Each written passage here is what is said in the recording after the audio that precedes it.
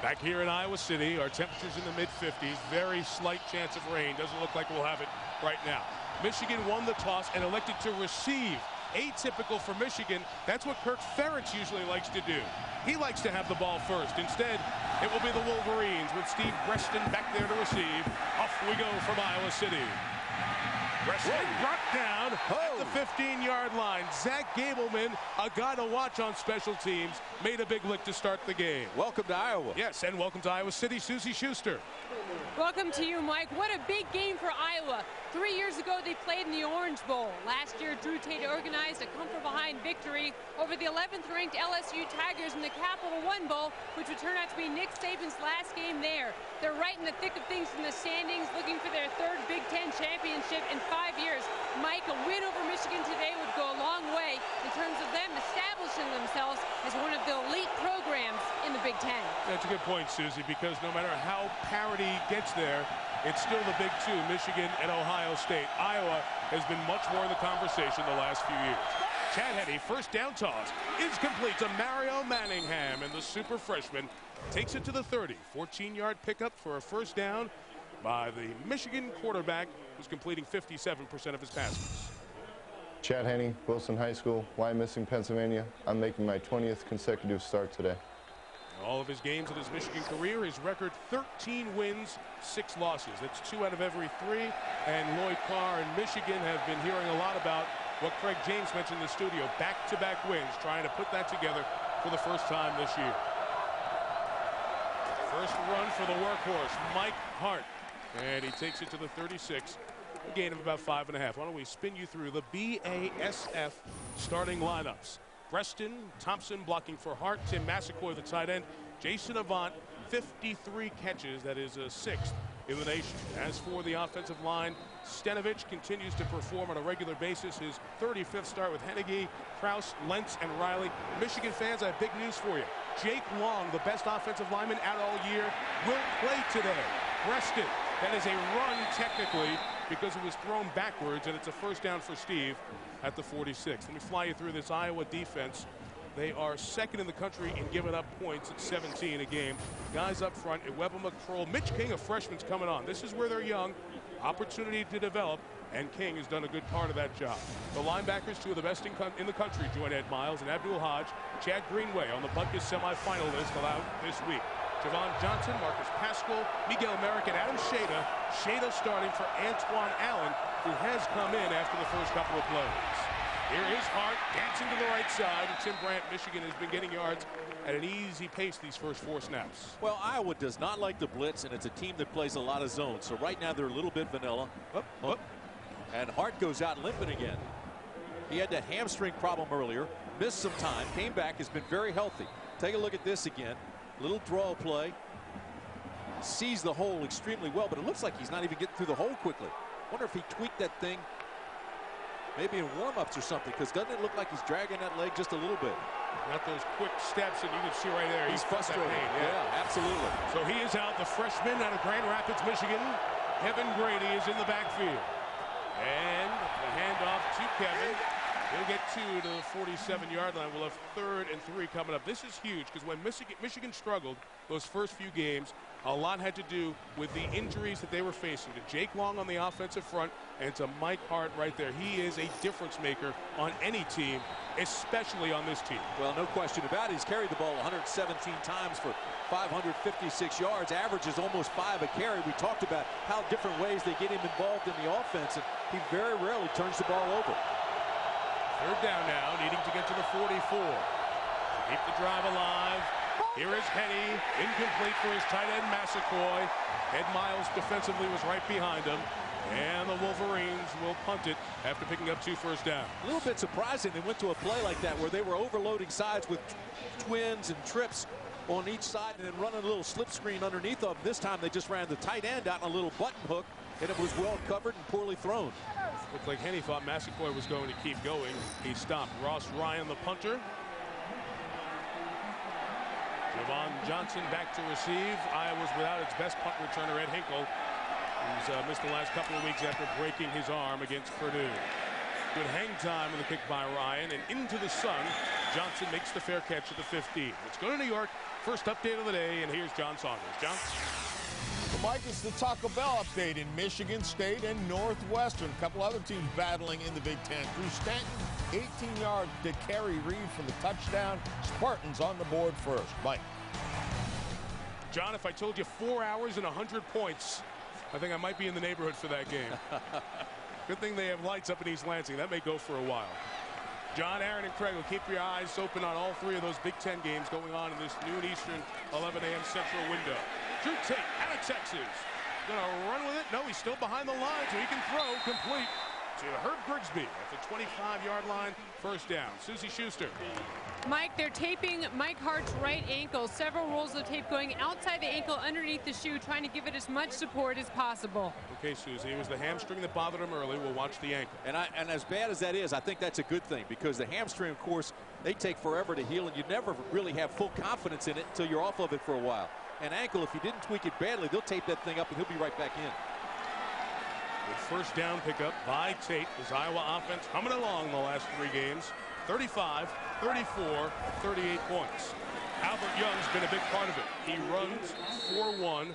Tackled by Prescott Burgess of Michigan. Here is the man running the show for the Hawkeyes at home today. Hi, I'm Drew Tate.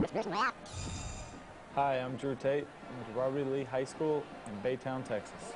It's not too far from Houston. That area was affected when the hurricane came through some 4 Saturdays ago. Everything went well for Drew and his family at home. Timmy's 15-4 as the starter for Iowa. And another Drew from Texas. The other one went to Purdue. He comes here to Iowa. Drew Brees, who set records in West Lafayette. Back on the ground with Young. Climbs out to the 32. Give him a gain of 5 before 3rd and 3. Here's the rest of the BASF starting lineups for Iowa. Clinton, Solomon, Bush, that running back Young, 715 yards this season. Chandler, a good tight end. Malloy filling in for Hinkle. Up front, Gates Jones, the son of the head coach, Brian Ferentz, with Mike Elgin and Marshall Yanda. Moving Jones, the left guard, and Yanda, the right tackle. They flip-flopped about a month ago. That has been huge for Iowa up front. Home winning streak, 22 games. They're trying to become bowl eligible today for the 5th straight bowl. A lot of incentive for the Hawkeyes. 3rd and 3. They need to get across the 35. And Tate will roll it and throw it complete to Chandler, the tight end, into the Michigan secondary.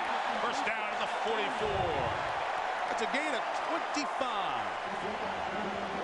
Chandler's 6'7", 242 pounds, and when he gets out on the corners, they're 5'9" and 5'11".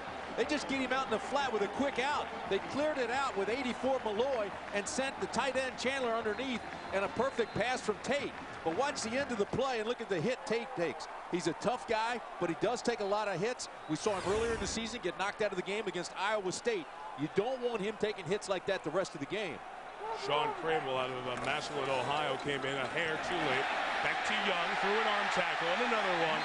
Tim, the running of Albert Young, the sophomore, has been such a difference. The Michigan defense going to have to stop it today after that gain of 7 yards. We'll have 2nd and 3 coming up. Well, he's just getting back from injury. They say now he's 100%. They say he's cutting better. He's seeing better. He's being more patient. He's only a sophomore.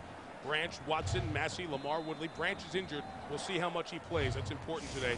Linebackers, Prescott Burgess. Dave Harris has really stepped it up. Top tackler on this Michigan team. Hall, Adams, and Engelman start at the safeties. They've had safety injuries the last couple of games. Young, they're creasing the left side. Young into the clear. Brought down by Dave Harris at the 23, and that saved a touchdown. 14 yards and a terrific opening drive for the Hawkeyes. So many things in college football are psychological. This is a quick start team. They've outscored opponents 70-0 in the first quarter in this stadium. And that's the way they play. They're authoritative. Got a great block on the corner. And once he gets into secondary, he's a big guy at 5'10", but 207 pounds. Outscoring an opponent 70-0 in the first quarter here in Kinnick. That's big, and you know it's up in their minds. Engelman's got to make that tackle. Didn't play in the Penn State game, shoulder injury. Maybe he was not sticking his nose in there, just a hair late. Young's a good back. You got to make that play at this level. There is Young across the 20. Good first down pickups. Gain of 5 there. Gabe Watson, the big nose tackle, made the stop for Michigan. Boy, and I'll tell you something. You look at big old Mike Jones The left guard at 6'5", 300 pounds. He's the anchor on that offensive line. Albert Young ran right up his back. You had Brian Ferentz, the coach's son, at center, and you had Jones at left guard. They both got good blocks, locked on, took their guys down, and here comes Young, ran right up Jones' back. Young, 5 carries, 33 yards. Iowa, an excellent red zone team. As good as there is in this conference. Tate, only one receiver there. Somebody behind the play? Nope, Drew's going to keep it. Escorted out of bounds by Prescott Burgess at the 15. We'll have 3rd down and 3 coming up. 5.5 into this first quarter. Boy, what great coverage by Leon Hall. He was trying to go to his tight end again, down in the corner.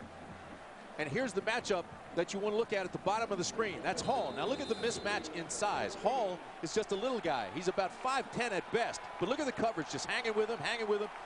Tate scrambles all the way out of bounds. He still had him locked on in the end zone. They're going to send Malloy and Grigsby up to the top of the screen, Tim. This is a team good in the red zone, but bad on the money down. 3rd down. Tate's going to come to the left and throw it complete for Grigsby, who is into the end zone. Touchdown, Iowa!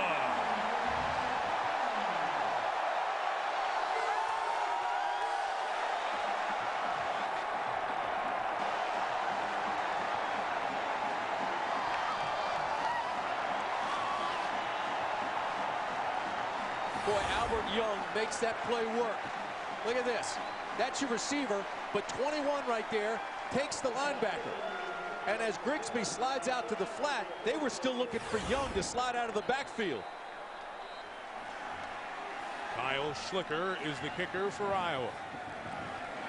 7-0 Hawkeyes. Tate was 3 of 3 on that drive, 48 yards. It goes 9 plays and 85 yards in only 3.5 minutes. For the 2nd time this year, the sophomore Grigsby in the end zone, and the blackout erupts here at Kinnick Stadium. 7-0 Iowa.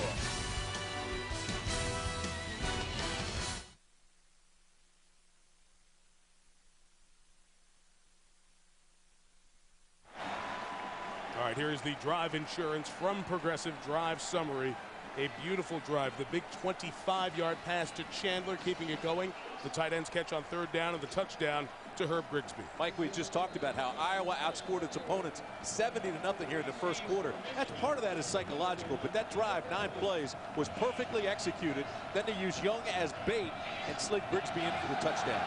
Longest touchdown drive of the season for Iowa, Timmy, at 85 yards. Steve Breston on the return.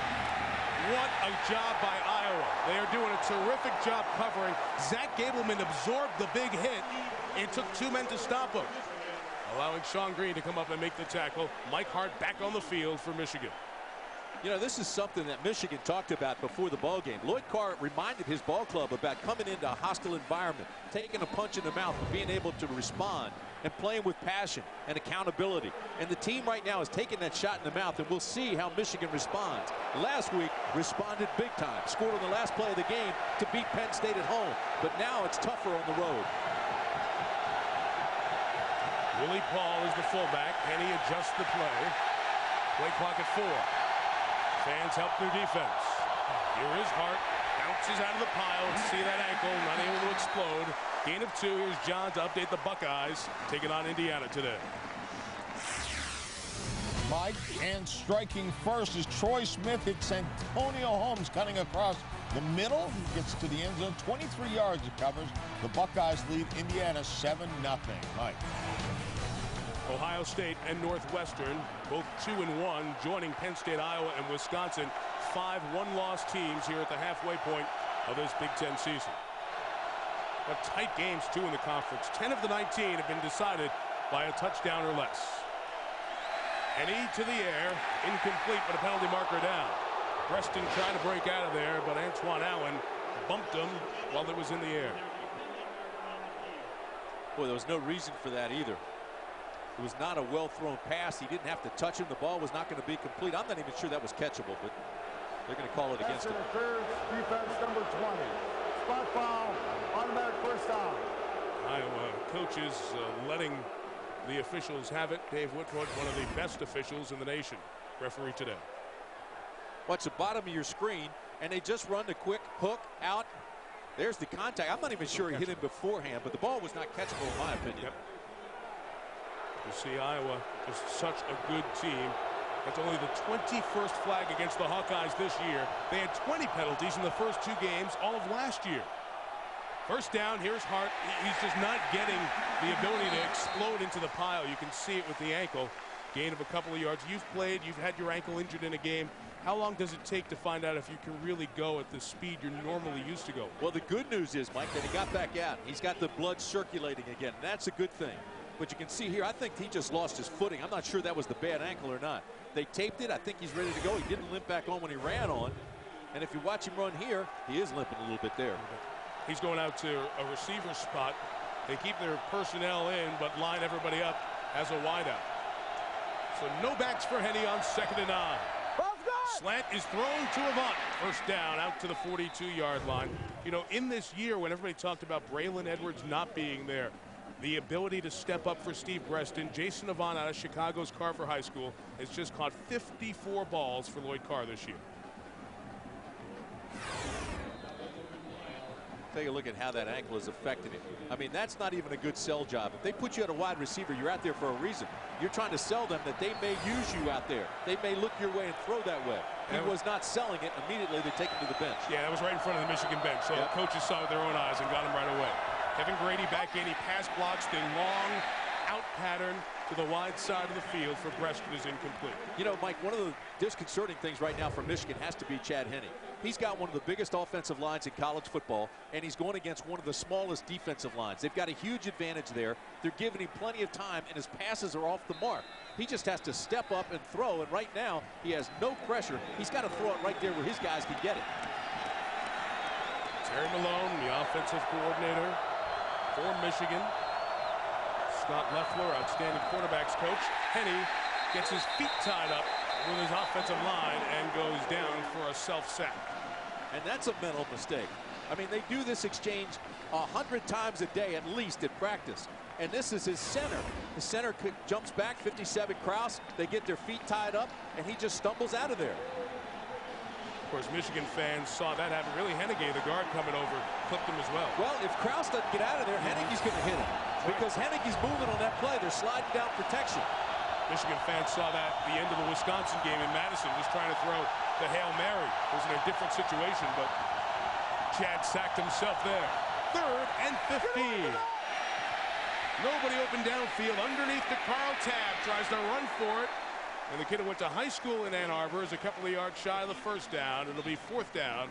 Javon Johnson took him out of bounds before the sticks. All right, but you got to take some positive out of that if you're the Wolverines, because again, Henne had all day to throw, and this time he threw a good pass.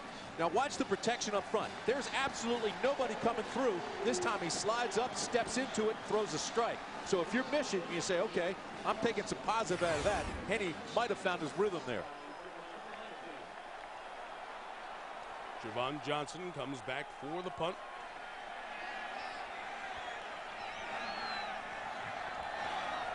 Ross Ryan out of Franklin, Michigan. Again, lofts it high into the sun. Johnson picks it up dangerously on the bounce, and he's down there at the 15-yard line. Well, playing with fire, but worked out fine. The kick was 34. No return. Good opening drive for Drew Tate. He was 3 of 3, and his running back was strong too. Albert Young, 5 carries, 33 yards. He leads. From Iowa City, college football on ABC, brought to you by Chrysler. Inspiration comes standard. Dr. Pepper and your local Dr. Pepper bottler. Dr. Pepper, one taste and you get it.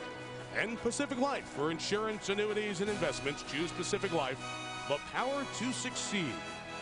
The Hawkeyes so good here at home. As mentioned at the top, school record 22 consecutive wins. You have to go back to 2002 for the last time they lost. Opening drive touchdown, leading 7-0, and they take the ball over where the touchdown drive started, their own 15-yard line.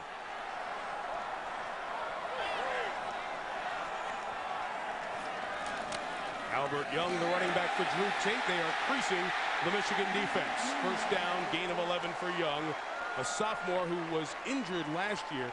That knee injury slowed him down, but now the coaches tell us, Tim, he's starting to look like the back they saw last year early. I'll tell you, Mike, the thing that jumps out at me watching Albert Young run here in the first quarter is the fact that this is all zone blocking. See how the line goes down like almost like a line dance. And he just is very patient behind there, looking for that seam. And once he finds it, he gets through it very quickly. But a lot of zone blocking up front, and he's very patient. 6 carries, 45 yards. Tom Bush in there at the fullback. And he ran left side all day.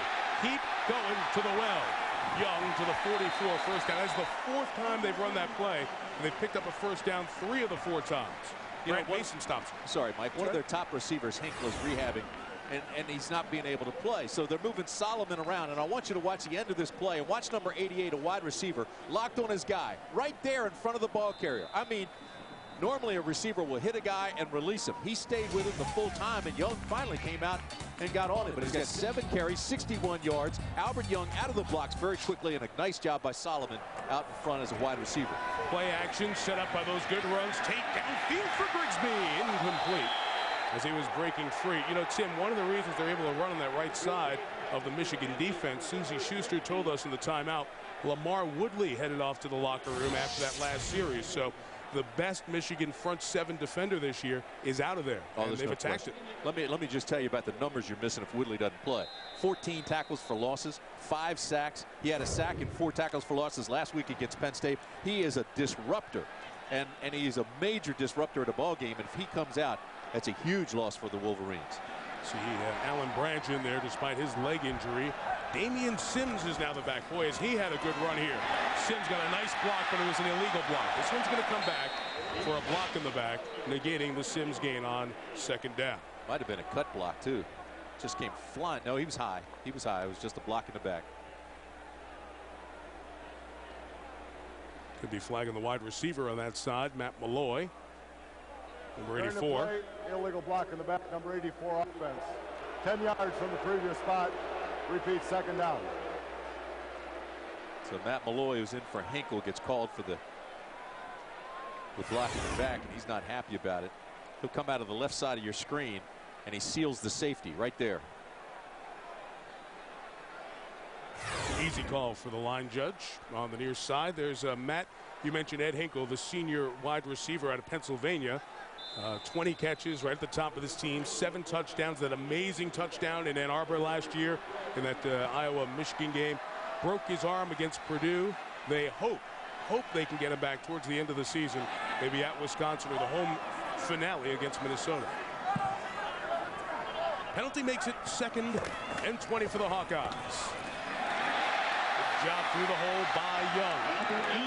Albert to the 43 and back to John in New York for another update. Mike, Northwestern gets the job done defensively, and then Brett Bazinet, that's how you run the option. Freezing everyone 4 yards out. It's all tied at 7 apiece. John, we sat with Kirk Ferentz yesterday, and he talked about why are all these Big Ten games close? Why is the league so tight? It's quarterbacks like Tate returning, like Chad Henne returning, and he mentioned specifically Bazinet out of Northwestern. They know that that's next on the schedule after a bye week, and he knows the guy in Evanston's having a good season as well. This conference has gone to a lot of these spread attacks, too. That quarterback now really becomes a big exclamation point in offense. 3rd down throw by Tate is complete to Young, but a key play by Morgan Trent, the cornerback, makes it a gain of just 7, and Iowa will be forced to punt it away for the first time today. Still early in the ball game, but this is the best I've seen Albert Young yet. I mean, he's sliding through holes that barely exist. Now they slide him out of the backfield and get him into the flat. They're involving him in every aspect. That time he just gave himself up to the tackle. It looked tougher than it was. Andy Fenstermaker has won the punting job, kicking to Steve Breston, who calls for the fair catch. He was interfered with. This will be Michigan ball. The Iowa defender coming down made contact with Breston, although incidental. He impeded his opportunity to make the catch. So it's going to be Michigan ball after a 5-yard penalty, probably out at the 22-yard line. Andy Brodell, number 80 for Iowa, came up for it, but he also is the guy that got into the halo. And a great job by Breston to watch the ball and actually get Brodell's line of fire. I mean, he walked right up in front of him and drew the flag. Smart play by Breston and great concentration on his part. Still got to catch the football. During the play, interference with the opportunity. Number 80, contact with the receiver. 15 yards, first down. Well, I don't know. I added it incorrectly. I apologize. No, you know, Brodell 80 right there. He saw him coming, but I mean, he's still on the move, so he tries to get out of the way, but he's in the halo. That ball's still got to be caught. I don't think his interference caused that ball to be fumbled or muffed. Michigan takes over at its own 32 right after this.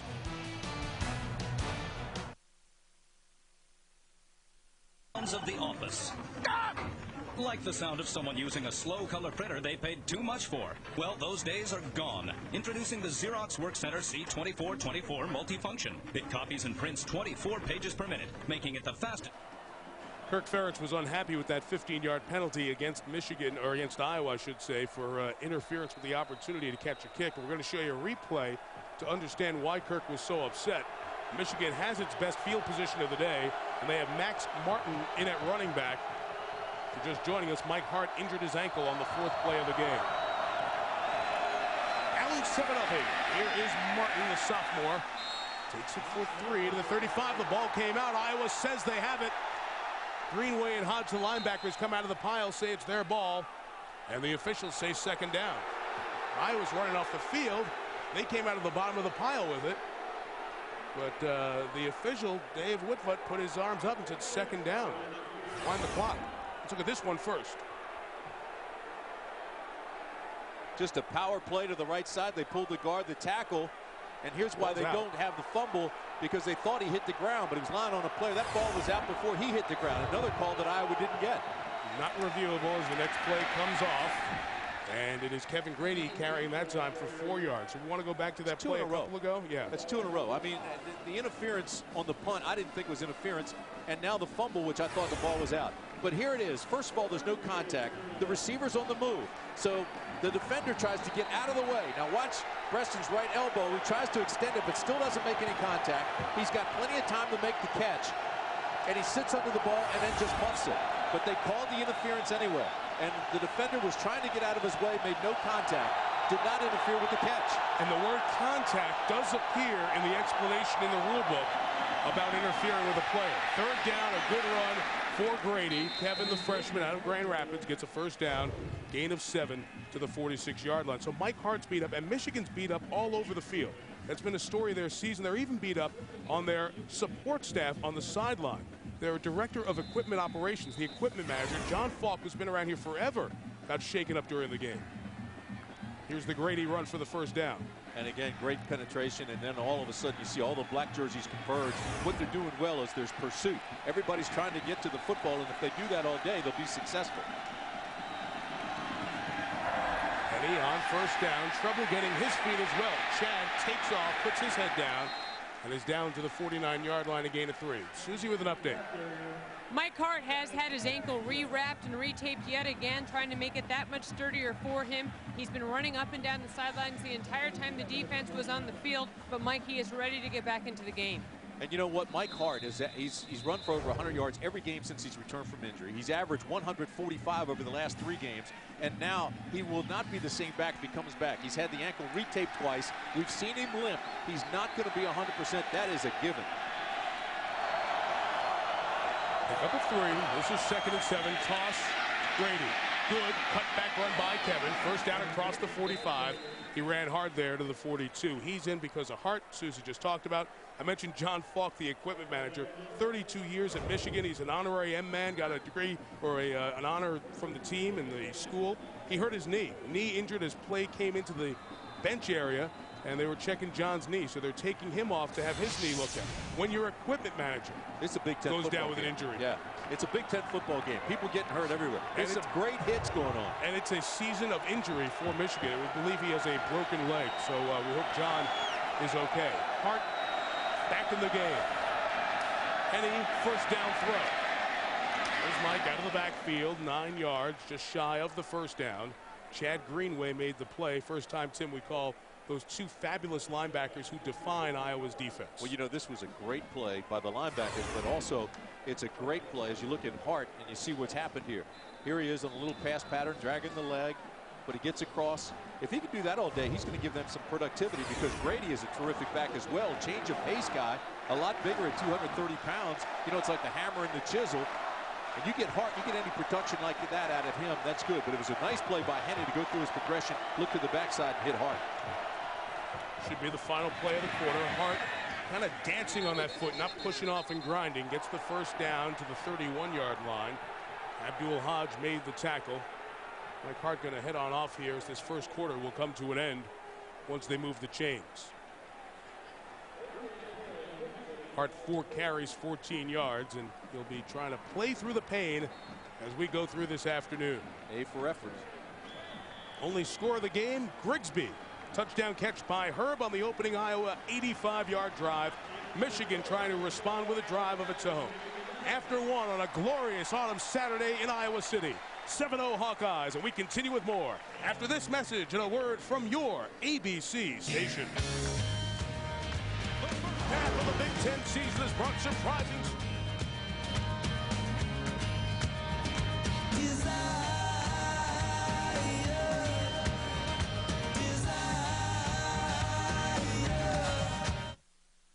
Game against Louisville, and you put that game aside, and defensively, North Carolina's been really good. Yeah, but Dave, they're both 500 in the conference. Virginia's 2-2. North Carolina's 1-1. But you have to look at the schedule. North Carolina non-conference has played Georgia Tech, Wisconsin, and Louisville. Virginia's played Western Michigan, Syracuse, and they're going to play Temple later on. I think these are two equally matched teams. You're watching college football on ABC Sports, home of the full championship series. Quarter number 2 here from Iowa City with Susie Schuster and Tim Brandt. Mike Tirico, Iowa scoring the only touchdown on its opening drive, an 85-yard drive. Hawkeyes tied for the Big Ten lead. Kirk Ferentz' team, one of the 3 teams, along with Penn State and Wisconsin at 3-1. Lloyd Carr's Michigan team has alternated wins and losses, trying to win back-to-back. Late in the season for that. Henny starts the quarter with play action. Down the middle. Jason Avant caught it. Took it down to the 7-yard line. He has been so good this year. 142nd career catch is a gain of 23. Boy, and I'll tell you something. It was Henny who sold this thing. This is a great play fake. And then you just look, he just runs a post and then slides to the middle. And the safety's playing deep. He falls down. And eventually, Merrick comes over and makes the tackle. But Avant stayed with the play. He ran the post. He saw Henny set. And then he drifted right to the middle under the safety. Watch Tim Massaquoi, the tight end down here. Grady is the running back. He takes it, pounds it toward the 5-yard line. We'll give him a gain of 2. Really Grady, because of the injury to Mike Hart, the hamstring injury early on. Timmy saw a lot of action against Notre Dame, had 18 carries, 79 yards, but he fumbled twice, and he's played a lot in this very competitive, well-played first quarter. Boy, 42 plays in this first quarter, and you look at the stats. But to me, when you get down in this red zone right here, Michigan has a huge advantage. I mean, and that's Stenovich, Hennedy, Krause, Lentz, and Riley. The smallest guy there is 307 pounds. That's Krause at center. They've got a big advantage against a small defensive line. Massaquoi, the tight end, a former wide receiver, is lined up in the slot at the top. Henny going to the back of the end zone. Hauled in by Avant. Spectacular Michigan touchdown. What a grab by Jason Avant. His 6th of the season. And a heck of a Michigan drive. You know, this is your leading receiver and your go-to guy. 35 of his 53 catches coming into this game were for touchdowns. But you see him, or for first downs. You see him slide down inside slot. Then he just gets back into that secondary, and Allen can't go up with him. That one would have been good tomorrow. He got both feet inbounds. Great tap dance by Avant. Garrett Rivas bangs home the extra point. All square at 7. So the 15-yard penalty on the interference with the punt catch opportunity gets the ball out to the 32. Michigan goes 68 yards. Great elevation, huh? Avant gets both feet down. Game square at 7 in Iowa City. With this program, because right now it's just a mess in Pittsburgh. What's your guys' sense as to why it's gone so wrong? I mean, you know, you read that thing from Matt Cavanaugh earlier in the year. He's saying, well, you know, we're calling the plays, and I'm an NFL guy, so I'm calling them for the narrow or hashes. I mean, is that viable, Coach? I mean, it seems like that's a. Well, he knew that before he took the job. The hash brought him in different places. Yeah, they didn't just change the hashes wider in college football this year. I think there's smooth transitions and there's tough transitions, but there's always transitions. You look at Nick Saban and Les Miles. All square at 7 here. First of a doubleheader. These are BCS rankings. Texas Tech putting up points like nobody's business against Texas, number 2. Many of you here in Big Ten country are going to see Purdue, Wisconsin, and Madison Homecoming there, and Let's see, is there a letdown awaiting on the trip to Seattle to play Washington? Check your local listings. Which game is game 2 of the doubleheader here on ABC? Tied at 7. Ryan with the kickoff. Good deep one. Albert Young cannot bring it back. Let's get an update from the Michigan sideline with Susie Schuster.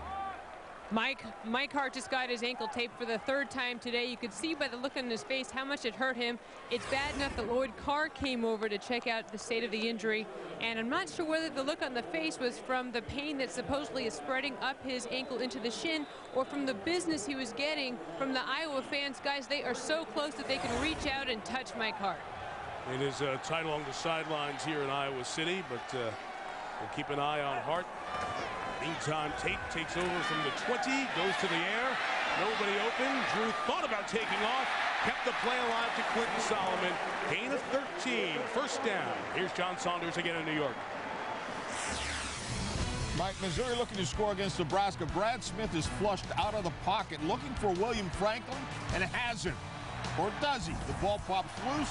Tommy Saunders with the reception. 7-0 Missouri. Those Saunders are always there to clean up somebody else's mess, right, John? So Nebraska and Missouri go into the Big 12. Nebraska has a big game with Oklahoma next Saturday at this time on ABC.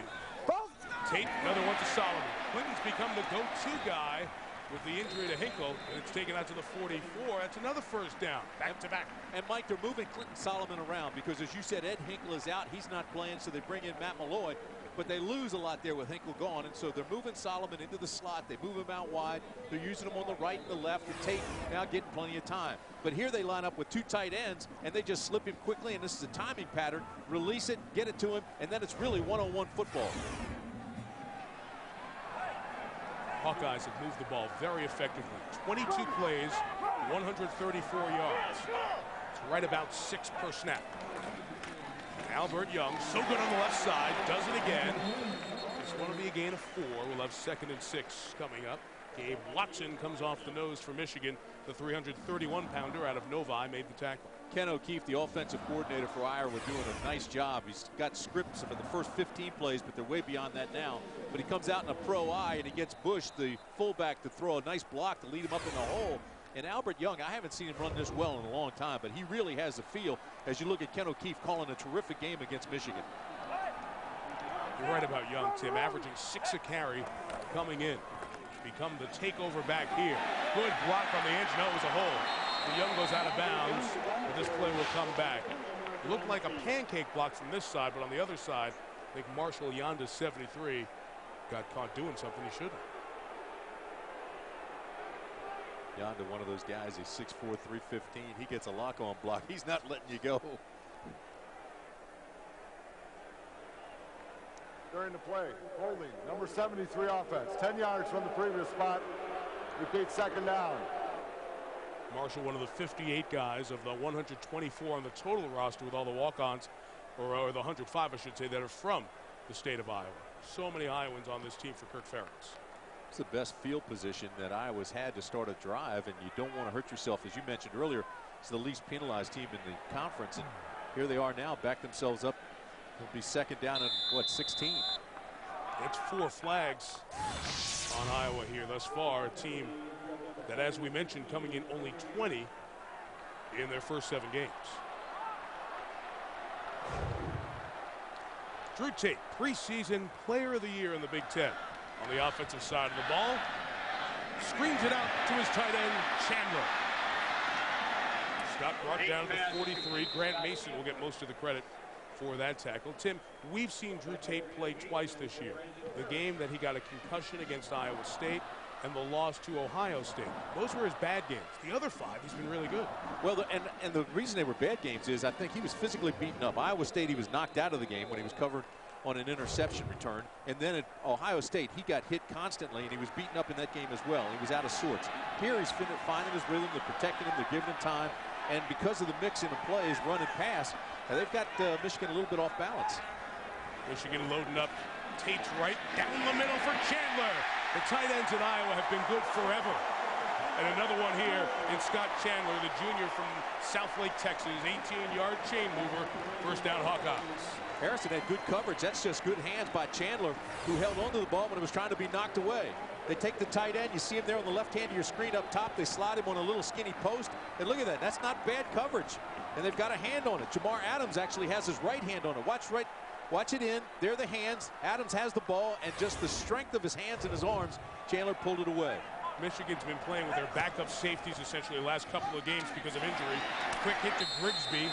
Good gain of 9.5 yards, or about 9 yards actually, on first down. Just taking what they're given. A little cushion, soft on the corner.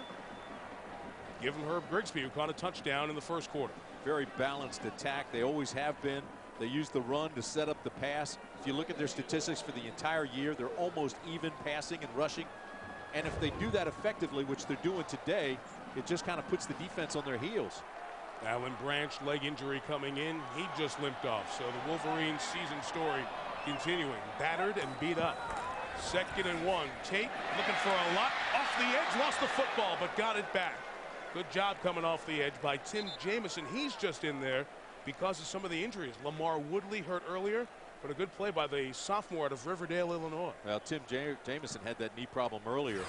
He has a sack too this year and played well last week, but you see him come off that right side and a big bear paw comes around and slaps the ball loose. Again, we tell you, Iowa had 5 turnovers against the Wolverines last year, and it turned into 27 points. Nice play by Jamison. Playing just his 9th game of his college career. 3rd and 4, they need to get to the 29. Right around Schlicker's field goal range as well. Time and a good pocket. And one more time, it is Chandler. Iowa has run to the left and thrown to the tight end so effectively in this first half. 10 yards and a first down. They flex both tight ends out to the left. Again, they give them a different look, different formation. But they took Malloy out to the left. They also had Chandler out to the left. They both bring them on the inside. They use one almost like a pick. And there they're both in the same zone, so Malloy stops and let Chandler have it. Chandler now 4 catches, 58 yards. Malloy backed off. Chandler comes in, and there his numbers. Pretty good, 15 yards a catch. Michigan playing with a true freshman and a redshirt freshman at the safety spot. Iowa exploiting the middle of the field. Here is Tate to Young. Got a good opening and a crease to get to the 18-yard line. Young out of Morristown, New Jersey. Leading rusher, averages over 100 yards a game, but I've never seen him run with his confidence. Never seen him run with these instincts. He's got 10 carries, 80 yards, way above his average, or on pace at least to go way above his average. But again, he's patient, looks for the hole, finds the hole, and explodes through it. He's got that up and down style. Almost looks like Calvin Hill. Remember how, or Eric Dickerson. Remember how they used to run straight up and down? Tate, he's only missed once today. To Solomon. Big hit at the 5. He hung on. First down for Iowa. Drew Tate is 11 of 12 here in this first half. He's having a terrific start. Had 2 defenders on him this time, Mason and Adams.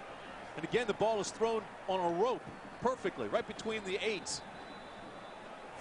Solomon, one of those second chance guys academically. After junior college, came in here, buckled down, did extremely well academically for him. He's worked hard at it. He's worked hard on his football, and it's paying off now. Malloy comes to the near side. 2 receivers to the top. Young is the back, bouncing it to the outside. Got it turned back in by Morgan Trent off the corner for Michigan. Tim, I talked about those safeties for the Wolverines and Lloyd Carr's defense. Brandon Harrison, a freshman out of Dayton, Ohio, and Jamar Adams, who played a little bit of nickel last year. Those 2 guys are in because Willis Barringer, the starting safety, out with a knee injury, hasn't played the last couple of games. We've seen a little bit of Brandon Egelman here this afternoon, but he's bothered by that shoulder injury. We saw that on the first drive. So they're young in the back end. Well, Barringer started those first 6 games. Michigan #1 in pass defense, but you're right. Now they're mixing and matching, and it's hurting. Play 12 of the drive. Tate to the end zone. Touchdown, Grigsby again. Penalty markers on the back end of the play. I think this may be after the score.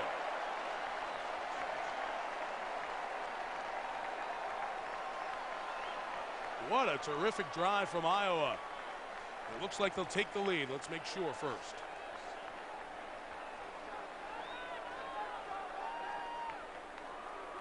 First drive was a lot of physical running. That drive was a lot of passing.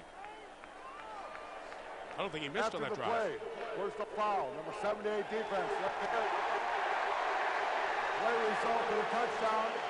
The penalty will be on the kickoff, 15 yards. Gabe Watson, Michigan nose tackle, was involved after the play. A perfect drive out of Drew Tate. And there comes Kyle Schlicker. 14-7 Hawkeyes. Was Tate any kind of good on that drive? 7 for 7, 71 yards in the touchdown. How is that? So you run young right, you run young left. Then you come in with Grigsby on a little quick slant. You put him in motion, and bingo, touchdown. Iowa touchdown, 14-7.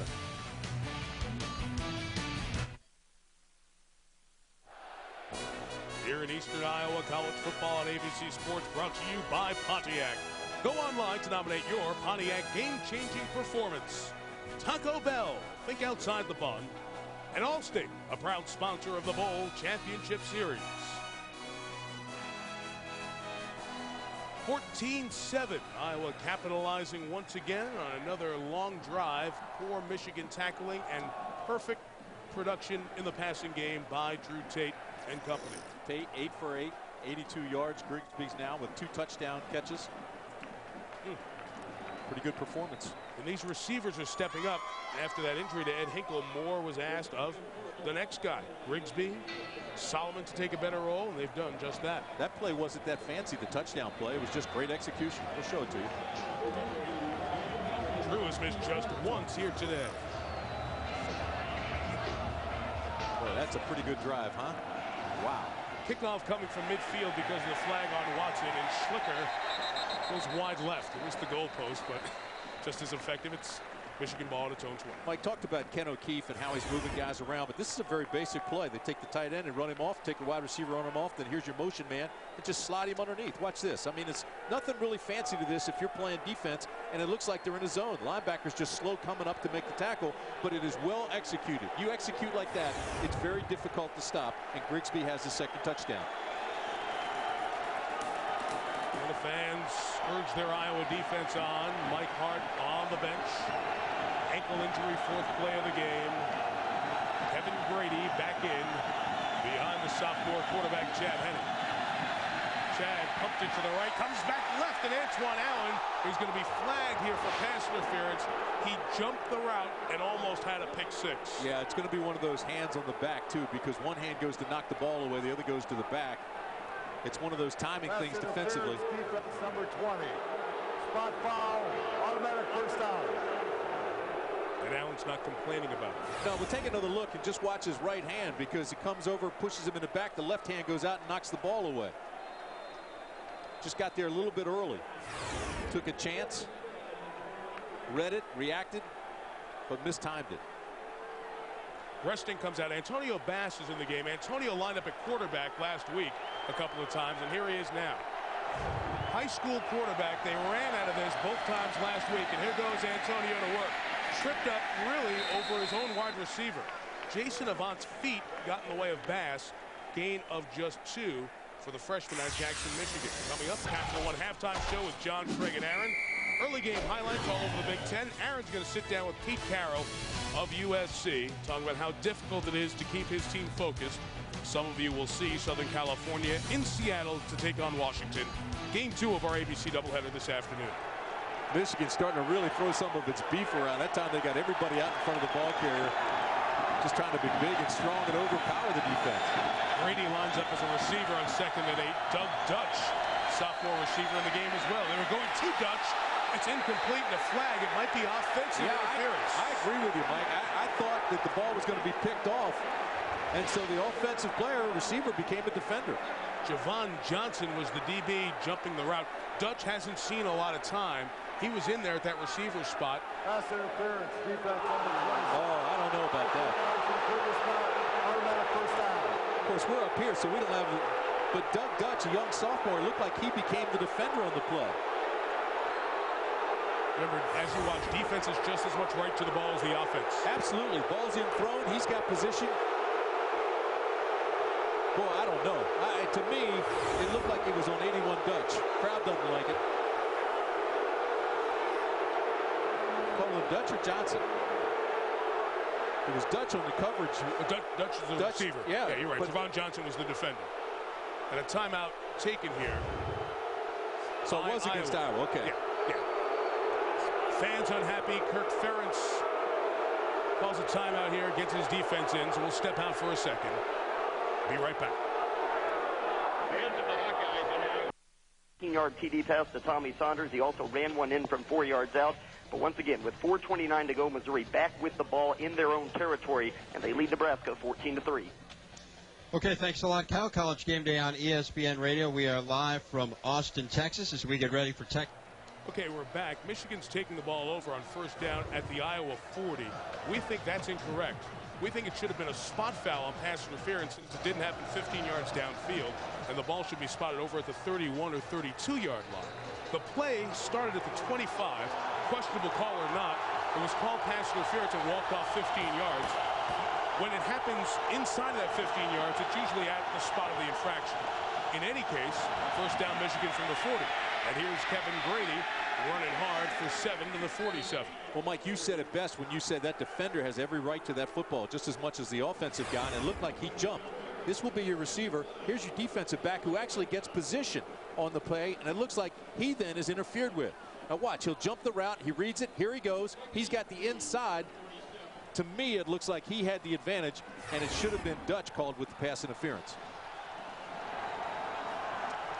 Second down, long three coming up. Chad Henne to work here for the Wolverines. Grady is going to get across midfield right at the first down line. Greenway the tackle. Here's John again for an update. Might want to see a strange play between Northwestern and Michigan State. Look at the ball pop out of the hands of Drew Stanton and right into the hands of Demetrius Eaton, who goes 86 yards, rumbling, running out of steam as he gets there. Touchdown, 21-7 Northwestern. John, they had the strange play in the Michigan game with Payco, their defensive lineman, taking it. And, of course, last week, the coaching mistake, decision was incorrect, and they couldn't get the guys out there to protect the field goal. Henne's throw is deflected and incomplete. Chad Greenway, one of the 10 best linebackers in the country on the Butkus semifinalist list, out of South Dakota, 29 in his high school graduating class, 99 in his entire high school in his small town there. Makes a big play here. Well, both these linebackers, too. This time they're trying to penetrate with Hodge a little bit, and they drop Greenway out. And he's got those long arms and gets up and times it perfectly and knocks it away. But these two linebackers are as good as anybody, and they believe they're as good as anybody. Hodge and Greenway. Greenway with his hand on the ball that time. And they've become such a nice off-the-field story as well. 2nd and 10. They're running Grady a lot inside. He's a pile pusher. About 4. We'll have 2nd and 6. Susie, what can you tell us about those linebackers? Chad Greenway is from a pig farm in South Dakota. Abdul Hodge from the inner city of Fort Lauderdale. In fact, Chad told me that Abdul was his first African-American friend ever. They came here their first year and bonded instantly. They're never without each other, says defensive coordinator Noam Parker. They finish each other's sentences, and just this past summer, Abdul went to visit Chad on that pig farm. Mike, 4,000 pigs. He said, in a word, stinky. Hey, I also learned it takes 184 pigs to fill a truck. There you go. Chad told us that yesterday. This is 3rd and 6 for the Wolverines. A marker's down as Henne throws. Beautiful throw in the seam of the zone to Avant. But Michigan may not have had enough people on the line. It may be an illegal formation and come back. You know, people have been all over Chad Henne. Right? That's almost tradition in Michigan to get on the quarterback. But he looks so good today. He's a play fake guy, one of the best play fakers I've seen. And he's throwing the ball well. He started off a little shaky, wasn't on target, but now he's throwing. Number 8, 5-yard penalty from previous spot. Repeat 3rd down. It'll be on Jason Avant. You know, Timmy, coming back to Hodge and Greenway as we sat with them yesterday. Here's Avant in motion, heading upfield a hair early, and then came to that stop. Canadian football, that's okay. Not here in the States. Can't have two guys moving at the same time. What I loved about Greenway, they have 2 classes together. They sit near each other in class. If there are only 2 classes, they are constantly around each other. It's a great story. It's fun to be with them. I mean, they enjoy each other so much. It's contagious. It's an odd couple type situation. Farm kid, city kid. Football bringing them together. 3rd and a long 11. Henne's got nothing. Threw that into the front row. 4th down. Now, that's another play where he might have gotten booed in the big house, but that's a very smart play. I mean, there's nobody open. Don't take a sack. Don't turn it over. Throw it away. Very good job by Iowa. Facing some adversity, a couple of questionable calls that they didn't like. They were able to call the timeout, a nice timeout, get their defense back and focused. And these fans who've come almost all in black here today watch Michigan punch it for the third time this afternoon. Ross Ryan to kick it away. Another high one. All his kicks have come from around midfield. Javon Johnson caught it at the 18 and only gets about 4 on his return to the 22. Taken down by the Michigan special teams unit. Obi Olabo make the play. Chad Greenway. And the Iowa defense with a stand, protecting the 7-point lead.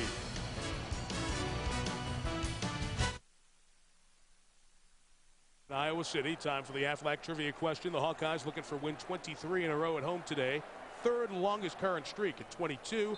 Which two teams have longer home win streaks? One's easy. I was going to say certainly one of them has gotten a lot of attention about their winning streak. Those are home winning streaks we're looking for. So we'll have the answer coming up in a little bit. This is the best starting field position for Iowa in this half. And they'll ruin it. Start from 5 yards farther back. Still in all, they've scored 2 long touchdown drives. Offense, 73. 5 yards, the down remains first.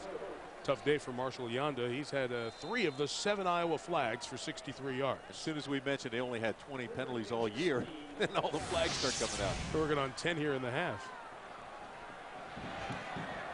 Michigan defensively wanted to stop the run and actually make Tate throw. Well, he's throwing, but he's on fire.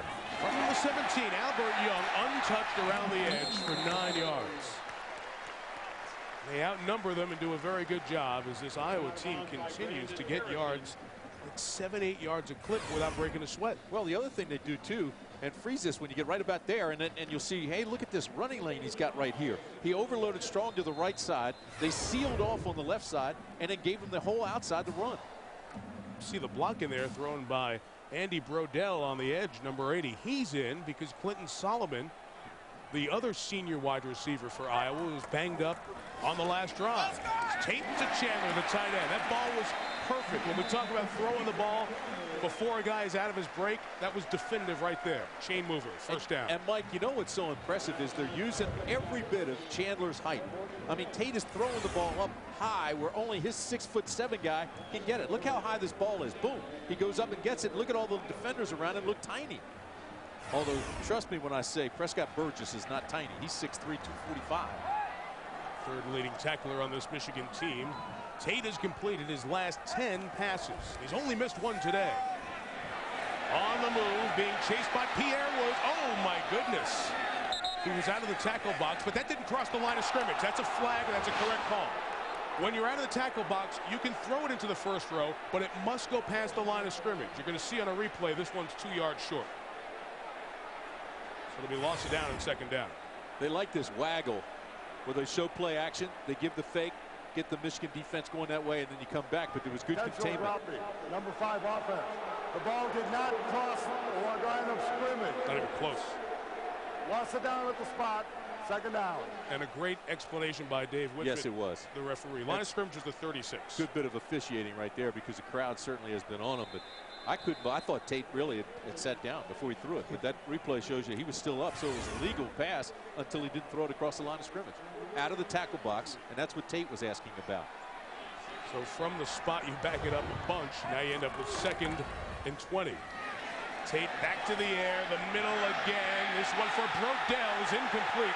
Leon Hall put a hand in the back of Brodell, and the Iowa folks say, wait a minute. You've thrown a whole bunch of flags on us today. Michigan's only got a couple. We want to get one of these big penalties, and it wasn't called in. Yeah, the crowd really getting on the officials now. The Iowa sideline getting on them. The coaches getting on them. And to be honest, they're doing a nice job here offensively. This is both guys bumping and grinding, going for the football. And a good play just to knock it away at the end by Brodell. Clinton Solomon's come back in. That's where they wanted the flag, on the hand in the small of the back. And those folks on the near side, on our side, were the ones. And that's the Iowa sideline, by the way. So that's why they got all hairy about it. 3rd and 20. Wolverines bring some late pressure. Tate escapes. but a nice job to bring him down, and a punt coming for Iowa. The late pressure from Sean Crable out of Massillon, Ohio, that great high school city, comes up with the 4th down, punt away time for the Hawkeyes. Tell defenders to play hard with bad intentions. This crowd came to yell hard, and they've got bad intentions. Fenstermaker to punt. Last time we had an issue with interfering with Steve Breston. This is a much more returnable area to punt. Breston's going to let it bounce, and it'll be down to about the 31. Kick was 43 yards. Michigan ball. Chance now to take a look at the Pacific Life game summary, and the biggest story of this ball game has to be Mike Hart. He came into the ball game. He obviously was going to be a problem all day for Iowa. At least that's the way the game plan set up. But on this play, tweaked his ankle, frustration there. He goes out of the ball game. Here's Jason Avant, a little skinny post, elevates and makes the catch for the touchdown. It was 7-7, but then they come back, and Grisby's second touchdown catch of the afternoon puts Iowa back up in top, 14-7. Here comes Kevin Grady. He's going to run it into the line for just 1 yard. Chad Greenway made the play, came all the way around the backside of the play to clean it up. You know, when Mike Hart had the great year last season as an unbelievable freshman, Michigan was recruiting and brought in Kevin Grady, who put up just super numbers up in Grand Rapids, and people thought they were going to play together at times. There were a lot of plans for this backfield to emerge as the season went on, but the injury to Hart has kept that sidetracked for most of this season. Oh, they'll get to it, trust me. I mean, there's such a change of pace there. Two guys that are very talented. They almost complement each other.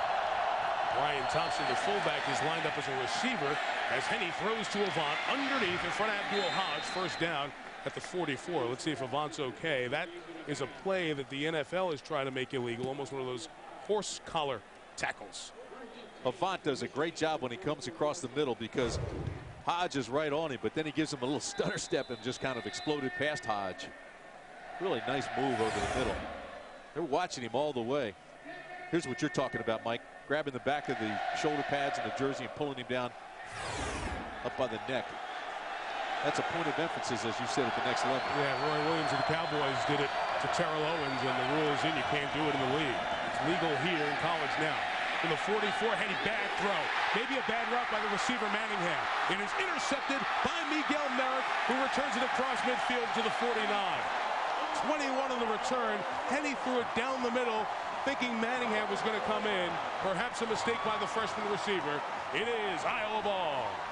And not a good throw by Chad Henne because Iowa's just in a zone defense. They drop back, they get in their zones, the two safeties playing over the top. And he just threw it high and wide. This is just a basic zone. Everybody's going to drop back into their hook areas. See the linebackers all at the 50? Then he overthrows, nobody in the middle. And it's just a bad read. I think he was expected to cut inside, as you said, but still the throw right to the safety. First down, let's see if Tate makes him pay. Here's the pump, the deep ball. He's hit as he throws for Solomon. Incomplete, second down. Timmy, so often, I'm telling you, the folks back in Michigan are going to be uptight about Henne and say, what kind of throw is that? The first guy two coaches came over to on the sideline was Manningham, the freshman receiver. Oh, I don't think there's any question that he was supposed to take that thing into the middle. But I think Chad's got to be more careful because he's got to throw on the cut. This one was thrown way wide even before he went even after he went the other way. So Henne throws the pick, and with 2.5 left, with a big opportunity for Iowa to make this a 10 or 14-point lead going into the locker room. Hard to get on Henne, though. I think he's really played well to this point. So is his opposite number, Tate, 13 of 17. 5 options to throw to. Tate Young out of the backfield. In the open field, makes 2. Wolverines miss. Got down to the sideline and picked up about 8 yards. Grant Mason missed him. This might be a show-off game for Albert Young, the sophomore, because everybody coming into the game was talking about Mike Hart. And so it's an opportunity for Young now to say, hey, listen, I can do the same things. Out of the backfield, a little swing pass, but look at this little move. And then look at the speed to get outside. If he gets that block from Solomon, he's down the sidelines and gone. 108 total yards on 14 touches for the sophomore out of New Jersey. Assistant Tate throws his best. That time Matt Malloy couldn't get himself out of the break quick enough. On third down, they had the first down picked up, but they're going to have to punt it away here with 2:21 before halftime. Tate doesn't want to punt it. He's trying to tell Coach Ferentz, we're in the 4-down area. Let's go for it. But they've got a 14-7 lead. That comes into the equation, and you have an opportunity to back Michigan up and start your next possession if you can make it stop defensively with good field position. All right, so here's Fenstermaker to kick it away. See if he can pin the Wolverines back inside the 20. Reston lets it bounce. And it'll be at the 17 with 2:11 to go. We owe you an answer to an Aflac trivia question. 22 in a row here at Kinnick Stadium. What are the other two that are better right now? Well, I guess almost everybody, I guess, picked up USC.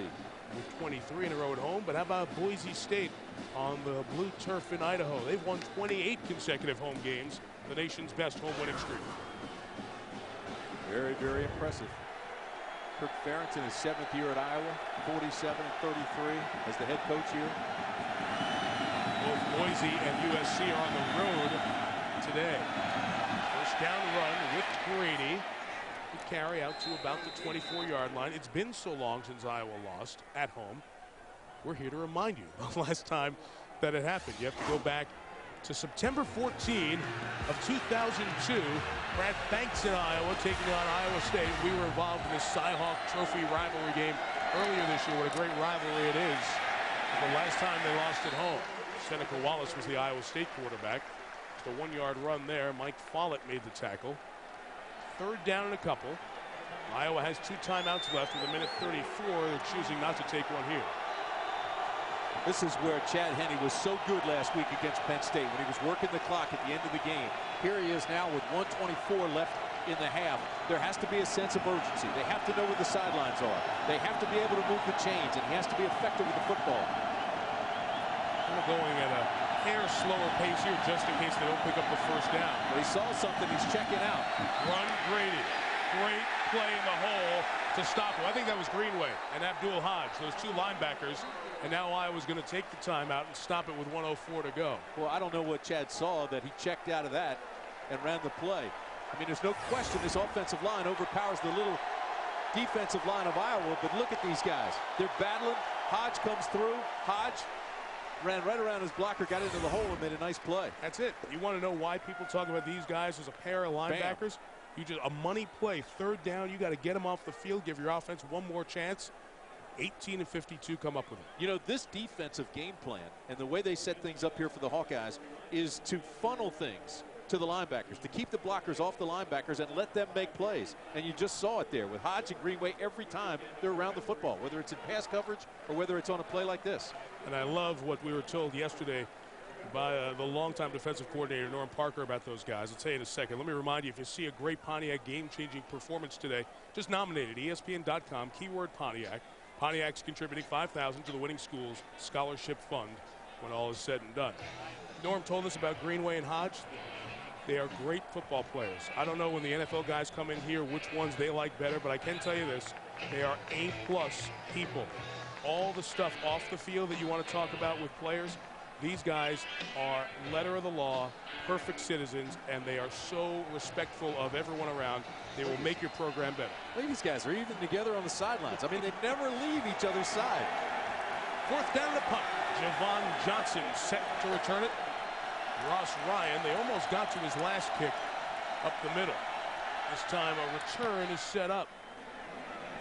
Returnable 37-yard kick and a reverse as Johnson tries to get it to Brodell, who makes one man miss, stays on his feet and comes to midfield.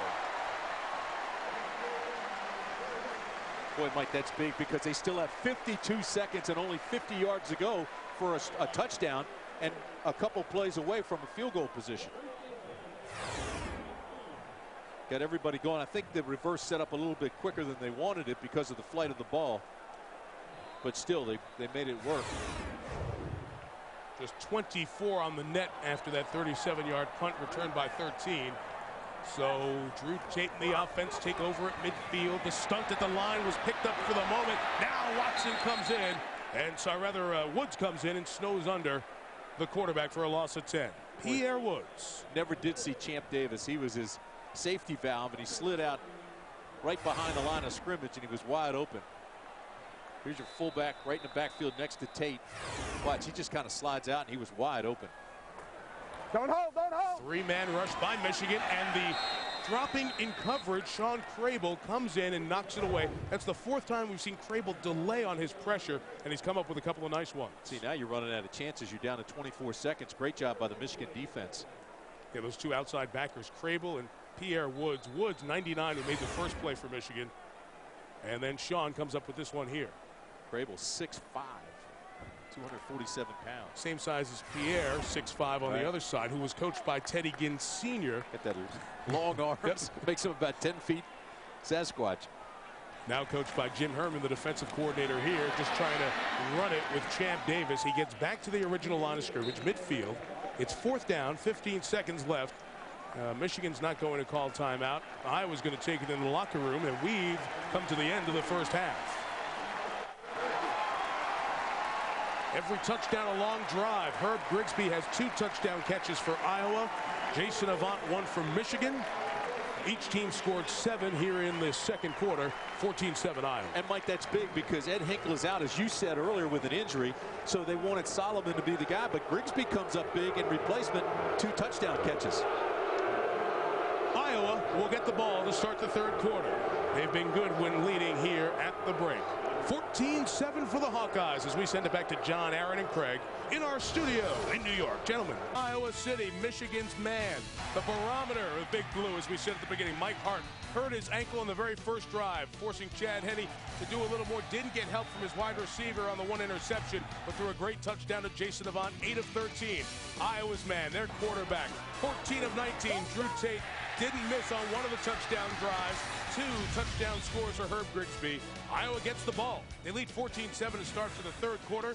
Susie Schuster, let's get an update from you on Mike Hart, the Michigan running back.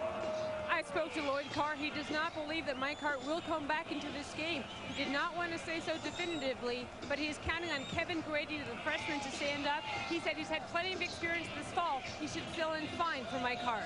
All right, Susie. Tim, what's the impact of that? Well, I think it's huge. I mean, we saw Hart had 5 touches, and he only got 17 yards out of it. He got hurt early. He tried to play with it. They retaped that thing 2 or 3 different times. You could tell it was bothering him. He's not running with any explosion.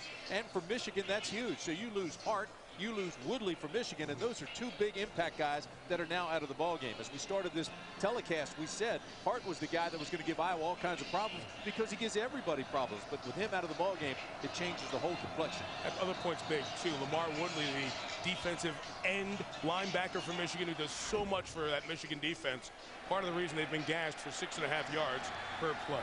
Third quarter begins with an Albert Young kickoff return across the 25. He's brought down at the 28-yard line by Michigan's Sean Crable. Pacific Life game summary. Take a look at the first half statistics, and it's pretty impressive. One of the things that jumps out at me is right here.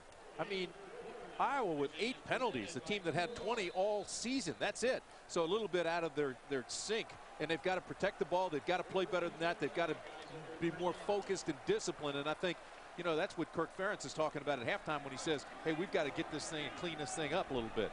His son Brian going to snap it to Drew Tate, who adjusts the play with 8 on the play clock, as Iowa tries to improve to 4-1 here in the Big Ten. Young the carry to that left side. We'll give him 3 yards. 2nd and 7. You saw the Iowa rushing 18 times for 89 yards. A lot of it done by Albert, who carried 12 for 93, and his longest run was 16. So the stats aren't out of whack. They are stats of 6 yards, 7 yards, 8. He's been strong. That per carry average is not off the charts because of 1 run. Best thing I saw out of Iowa in that first half, besides Young, was the way Tate threw the ball and how they mixed their pass and run. Clinton Solomon, the receiver at the bottom of the screen. Here comes a toss to him. Solomon makes a move. He's not going to be as explosive making a move on the edge. The fans are a little uptight. That wasn't a flag. He was pushed out of bounds within the flow of the play. He has 2 injuries, a left ankle and a right knee, that both were tweaked in the first half. So he's got an even gimp on both sides, but he might not be as explosive after the catch in this second half. Well, I tell you what, this crowd got into the game early on, and they just haven't backed off yet, especially on the officials. A lot of it going back to that punt call that went against Iowa in the first half and helped give Michigan good field position for its next drive. 3rd and 3 early for Tate. 3rd down conversions a struggle this year. 4 of 8 in the first half. Tate wanted to go up top. The pump fake is not caught and intercepted on the deflection. Brandon Harrison takes it to the 41-yard line. So those receiver injuries, the inexperience finally catch up with Iowa. That one should have been caught. Instead, Michigan has it in Iowa territory. And Clinton Solomon is just furious with himself. You know, the coaches here at Iowa, they say turnovers come down to two things, courage and concentration. Solomon loses his concentration a little bit, threw his hands, hits his helmet, and the ball gets picked off by Harrison. But that is a loss of focus by the receiver Solomon. That's all on him. Hit him right in the face mask. It did. Went right through his hands, hit him, and Tate actually reloaded and threw a nice pass. So Harrison comes up with his first interception. What a big one for him. Jake Long is in the game for Michigan, their big offensive lineman, as Grady carries it for a gain of 4 to the 38-yard line. Jake Long, number 77, is in the game for Michigan. He was in the game for most of that one Wolverine touchdown drive. Long was hurt in August. Michigan is very quiet about injury information. A lot of people thought Long might be out for the season. Lloyd Carr never, in fact, said that. He had surgery on his leg, screws in his ankle, and a lot of people talk about the mistakes of Henne. They have not had the guy who's almost a guarantee run behind him and get 4 yards until this game here. Really good point. They want to get him about 15, 20 plays today, too. Grady goes that way and runs it just a yard shy of the first down. We'll have third down coming up. Abdul Hodge made the tackle. When you talk about injuries for Michigan, every team gets injuries, but it has hurt them in such key positions. Steve Breston, their wide receiver. Mike Hart, their running back. Jake Long, their offensive lineman. Arguably, their best lineman, back, and receiver all hurt early in the season. That's why the Wolverines haven't put together back-to-back wins. The latest that's happened in a season since 1967, as Craig James told you pregame, 2 years before Bo. Mike, I'm a little bit surprised, though, that Michigan hadn't gone to its tight ends more today. Grady trying to cut it back. Greenway is waiting. That's why he's one of the 10 semifinalists for the Butkus Award that goes to the best linebacker in the country. Fourth down from the 35. Mike, what they do so well is they read, they react, they fill inside out. Just watch this. Number 19, he's going to come out of the left hand, or 18 rather, comes out of the left hand of your screen and just attacks the football. Great inside-out leverage, and his tackling form is terrific. Going for it. Do you like the decision, fourth and 3? I do. They need something to shake them up, and this is it. You got good field position. You're in the full-down area, but you're out of range of a field goal. You see their numbers, second in the league. They faked the run. Breston never got out there for the throw, but there's a tight end finally to Tyler Ecker at the 22-yard line. First down. You mentioned it. Aaron Taylor mentioned it in the studio. They have good tight ends. Tim Massaquoi and Tyler Ecker. They keep a drive alive there with Ecker. Well, and Iowa has used its tight ends effectively this entire game. But finally they come back to Ecker. This is his 14th catch of the year. He gives you a great big target. He's 6'6", he's 251. They ran the waggle, got everybody going the other way. They came out and isolated Ecker, and the ball was thrown well. It looked almost like Henne could have run for the first, but he throws a strike and moves the chains. From the 22, tossed with Grady. The freshman takes it to the 18, 17-yard line, a pickup of 5. There was a lot of buildup on this guy. Being in the state of Michigan, in Grand Rapids, and setting records with his performance. You know, high school numbers can throw you off a little bit. But a lot of people wanted Kevin Grady, and they felt that Grady and Hart together, both at 5'9", but Hart at 193, and Grady more of a Big Ten type pounding back at 227, would give them a great change of pace. But now it's only one pace, number 3. Well, no question about it. He came into the game with 58 touches, 238 yards.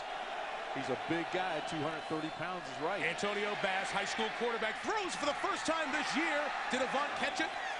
At the 5, he did. First down, Michigan. So Bass, who's been in there for 3 or 4 snaps, and all they've done is run, for the first time, the freshman, who was a high school quarterback, throws it and completes it to Avant at the 4. Got into that quarterback situation last week twice for 26 yards. Here, it's not a very good throw, but it's a great catch. This ball's just kind of like a dead duck out there, but look at Avant go and get it.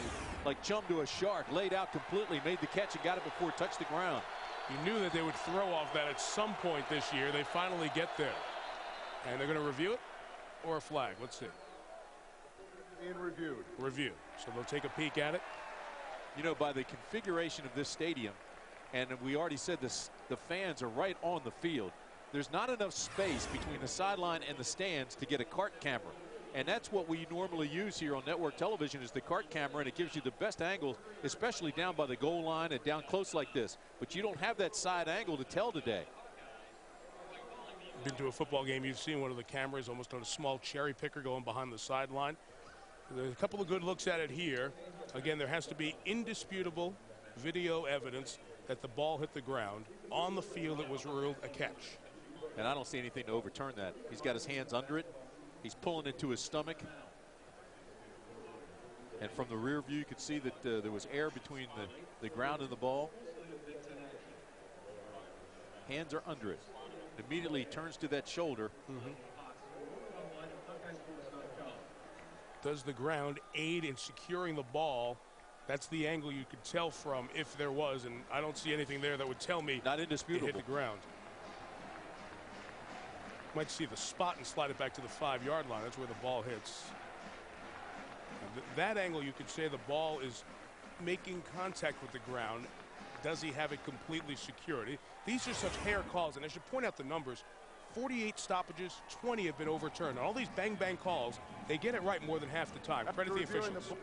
The play stands as ruled on the field with the completed catch. Second down. And those are numbers in the Big Ten games where replay has been used this year. It's used in every conference game and the non-conference games as long as the visiting team says, yes, we'll do it. How about Antonio Bass? From now on in, anytime he enters the ball game defensively, you got to recognize him. Their scouting report should have said anytime 18's in the ball game, he can be a thrower. He's a high school quarterback. So Bass's play, the 4th down pickup back-to-back has the Wolverines 1st and goal, trying to tie the game after the turnover. O'Vaughn up top. Tight end Massaquoi in motion. Grady, the big back. You know, Iowa's defensive front's going to be ready for it. Brian Madison was in there. It's a name very familiar to Michigan fans over the years. His dad, Greg, a fine coach in football. We'll have 2nd down and goal coming up. I know Chad Henne looked out there and he saw Avant, and it was one-on-one coverage with a lot of room to work inside and outside. You know, Timmy, Grady's a bigger back, but this is where you miss Mike Hart. Oh, because absolutely. His legs keep going. He gets that extra 2 or 3 yards. This is where you desperately need him, and you might want to think about a tight end throw here. 2nd and goal. There he is. Henne, the fade to Avant. Incomplete. That's what I thought he was going to do in the play before. He came out with the same formation. Again, he had one-on-one coverage. You give that to Avant 5 times, he's going to catch it 4. He's got inside and outside lever. He can go either way. He had room on both sides. Ball just off his fingertips. This is how close it is. Look, right off his fingertips. Nice look, guys. Our producer, Chris Pfeiffer, director, Larry Cavallino, rest of our ABC crew. All settled in with you to watch another tight one here in the Big Ten. 3rd and goal. And the fans to their feet here at Kinnick Stadium. Now they put Breston on the inside slot out there with Avant. Any quarterback draw, waiting for him. The linebacker, Abdul Hodge, 4th down. I'll guarantee you, partner, that came from a scouting report. It's like he's spying it. It's like he's all over, and he's waiting for the draw. He reads it right away, and it absolutely no chance for Henne to go anywhere. And it's not a play that Michigan runs a lot inside the 10. John Stocco of Wisconsin beat them with one of those. But you're right, for a team that doesn't run that all that often, good disciplined defense by Hodge to force a Garrett Rivas field goal attempt from 26 yards.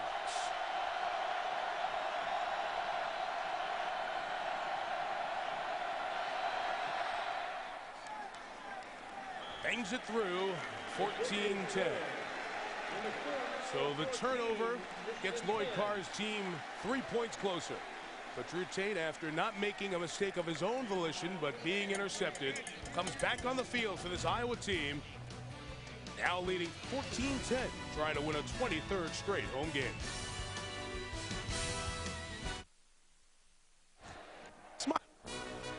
On this fall Saturday, ABC Sports College Football, brought to you by Chevy, the new Chevrolets of American Revolution. IBM, become an on-demand business. IBM can help. Dr. Pepper and your local Dr. Pepper bottler. Dr. Pepper, one taste and you get it. And Citi, credit card and financial tools to help you live richly. Things were hopping in Iowa City last night. This is one of their big games. This is the game you wait for every other year. You know, when the Buckeyes come in and the Wolverines come in all around the Big Ten, it's circle the day. I'm holding on to my tickets for that one. First down, here goes Albert Young. Tried the left side, and Tim, this Michigan defense starting to pick it up a little bit. Well, the defense has really adjusted, Mike. Iowa had its way early on, in her first 3 drives, 26 plays, 200 yards, and 2 touchdowns. Last 4 drives, only 14 plays and 19 yards. 3 and out. So the adjustments that they've made have really paid off. This is what we're talking about. But defensively, they're running to the football better. They're playing leverage. They're stemming a little bit up front. The linebackers are filling in, good coverage in the secondary. Steve Stripling, the defensive line coach at Michigan State last year. Jim Herman, the defensive coordinator, helping pick it up. Second and a dozen. Here is Tate into the seam. That time Solomon got his hands up there and caught it. First down at the 40-yard line. In front of Prescott Burgess, dropping back in coverage. Tate has seemed so calm and comfortable all day, don't you think? I mean, he just looks to be in rhythm. Watch, he drops. He never comes off his receiver, though. He's looking at Solomon all the way. Should have led to DBs right there. But instead, again, he throws it high. He's got these tall receivers with his tight end and Solomon. Solomon better than 6'3". And again, he keeps the ball high for his guy. So good, trying to find that fine line between his energy and the proper composure to make all the good decisions. This junior out of Baytown, Texas. Hands it to Albert Young, no gain there. We asked Drew to describe himself as a football player and a quarterback. Just a very laid-back person. I really think probably the most laid-back person around. Friendly guy, you know, but away from the football. That's me on away from the football field. When I'm playing, I'm just a completely different person. I'm very focused. I'm very competitive, and all I want to do is just win. Which is a strength and a weakness, and it's such a fine line that he tap dances along, and when he plays well and his team plays well, he is right on that edge. Second and 10. He's been good today. Big throw. Is he inbounds? Yes, good job by Matt Malloy on the sideline. First down in Michigan territory at the 39. But again, Mike, watch the touch on this throw. I mean, he puts air under the ball. He was throwing a frozen rope before, but now he just kind of lofts this thing up and lets his guy go get it. He had to throw between, it looked like a cover 2 almost. They had the cornerback and the safety coming over a little bit late, but he threw that ball in there with nice touch and finesse. Brandon Harrison, the safety, a hair late. Beautiful job by the senior from Mount Pleasant, Iowa, Malloy, to bring it down. First down run.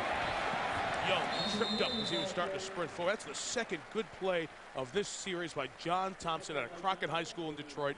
Sophomore who's blocked a kick already this season. Well, see, the ebb and flow of this thing, Young in his first 13 carries had almost 100 yards. His last couple of rushes, you know, that's the first time he's gotten positive yard. He was -3 for two carries, and now he gets positive yard here. But again, the adjustments of Michigan and running to the football a little bit better and settling down and not overrunning plays. And now it looks like the flow is going back to Iowa. They're getting the offense moving again. So Young, who has 97 rushing yards, he takes it over 100 as he gets to the 30-yard line before third down. Here's Susie with more on Drew Tate. Mike, Drew Tate told me in junior high he was diagnosed with ADD. He said he took Ritalin, but he didn't like the way it made him feel. He said he could handle the disease until he got to university, where he said the overwhelming workload got to him, and that's when he got some tests taken. He says that he's a visual learner. He's better off at concrete subjects rather than amorphous subjects. I asked him why now. He said if I can make one kid with ADD feel like he'll be a success and not a screw-up, it's worth it. He's trying to set a good example there as he gives it to Young, who jumps over the pile, and I think on the spot he's going to have a first down. Remember what Kirk Ferentz told us yesterday, Tim, when Susie and both of us were sitting in there with him? That is a first down. He said, remember that first game that he had? He hyperventilated in the first half. He was so excited, just finding that right mix, and he's doing it especially in the last 4 games. Gave him the old brown bag. You know, Tate really got into the national spotlight with that 56-yard touchdown to Warren Holloway January 1st to beat LSU 30-25. The final, he's a Texas kid. He's the son of a coach. He's very, very fundamentally sound, and he is an ultimate competitor. John Thompson of Michigan is having a drive. When they go back and watch film at Schembechler Hall tomorrow in Ann Arbor, John Thompson's going to say, get me to the third quarter, second Iowa drive, because I was really good. Third tackle by himself on this drive. I'll tell you who else has been active, too, Dave Harris. I mean, Dave Harris, who had a big game last week with 10 tackles against Penn State. Harris is starting to run all over the place, and this is like a rally game for Harris because there's been so much talk about Hodge and Greenway. This is a chance for him to show up and show off. And I don't mean that in a bad way. I mean really get after it. When a big-time linebackers come to town, you want to make sure that we get mentioned also. Second and 11 after the loss of a yard. Young runs out of the gun, ran through another tackle, and got past the 25-yard line. Dave Harris, the man Timmy just mentioned, cleaned it up. The gain was 6. Third down coming up. Well, that's not where Harris wants to make the tackle, 5 yards down the field. But he's had back-to-back double-digit tackle games. And, this is one of those ones where he says, gosh, I wish I had stepped up and defeated the blocker. He got knocked off the line and had to make the tackle way downfield. Jamar Adams, that young safety, missed a tackle. The safeties have missed some tackles here for Michigan this afternoon. 3rd and 5, you see Young, 4 Big Ten games, all over 100. They need to get to the 19 to keep this alive. Tate fumbles the snap, still has time to collect it, throws incomplete. That was one where you try to drive the receiver, and Malloy was doing it downfield and come back at the last second. Keep the DB out of the play. Just couldn't make it work. Well, and he was working against young Morgan Trent, too, the sophomore. He had a lot of contact under. Good job by the Michigan DB.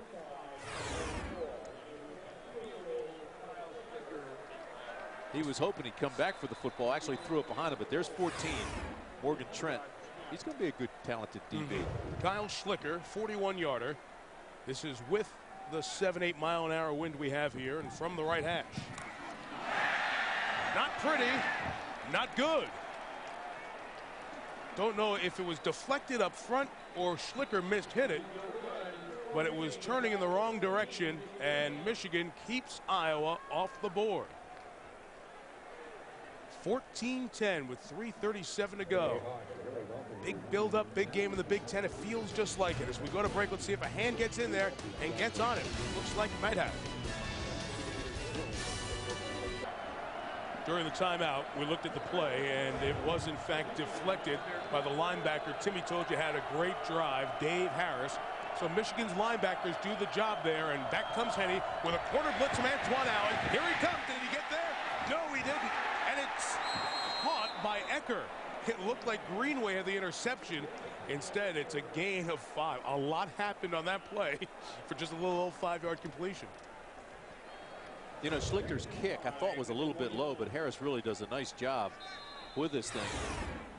I mean, here comes the ball, and look at this. Here's our guy right here, and he gets a hand right on it. You can see his finger bends back a little bit, and the ball, instead of going end over end, goes side over side. Brady runs it. Good job of closing the hole by Hodge. Gain of a couple. Some people said this year that Hodge and Greenway might struggle a little bit. Fabulous year last year, but they have 4 terrific defensive linemen, most of whom have gone on to play on Sundays. So the linebackers don't have as many opportunities to get out there without an offensive lineman hitting them. Boy, these guys are doing a good job with a young defensive front. Well, and being undersized, too, they put them, they shade them out on the outside, so they aren't taking these guys head up. They're trying to use their speed, and they're trying to use their leverage, and they're making plays inside out, and it's terrific. 3rd down, needing to get to the 34. The sophomore Henny looking, nobody's open. He tried to run for it. Ran right into the waiting arms of Matt Kroll, one of those redshirt freshman defenders. And Michigan goes 3 and out. And they're 1 of 8 on 3rd down today. Mike, you were talking about the guys Michigan have been missing, and then we just talked about the defensive line. You don't replace guys like Matt Roth, Jonathan Babineau, who went to the NFL just like that. And then you've got 8 freshmen and sophomores playing on that defensive line. But again, good coverage, and then he has to run, and the linebacker sitting there waiting for him, almost like a spy, steps up and makes the tackle. Ross Ryan kicks into the wind. Javon Johnson back to receive. This one high, a pretty good kick into the wind. He'll let it bounce, takes a Michigan bounce, and is going to become a 42-yard punt down at the 28-yard line. To New York for an update. And once again, here's John. Mike, this score is getting difficult to believe. Brett Bazinet of Northwestern here, 14 yards to Eric Peterman. Since then, Bazinet has added a 4-yard touchdown run, his second run of the game, and Northwestern is leading 35-7 in East Lansing. Mike. John, that is a shocker, and these two teams will get their attention real quick. Michigan is at Northwestern next week. Iowa's at Northwestern in 2 weeks. Now they become 2 huge games. Young into the secondary. Right near the first down line, close to the 38-yard line. John Thompson, another tackle. Mike, when Iowa started the game, they went with Young off the left side, and he was having great success. As a matter of fact, he had almost 96 yards in that first half, and then they started running on the right side, and he wasn't getting anything. As a matter of fact, he was losing yardage. This time they come back left, He slid back into the middle, but they went on that left side. He picked up good yardage again.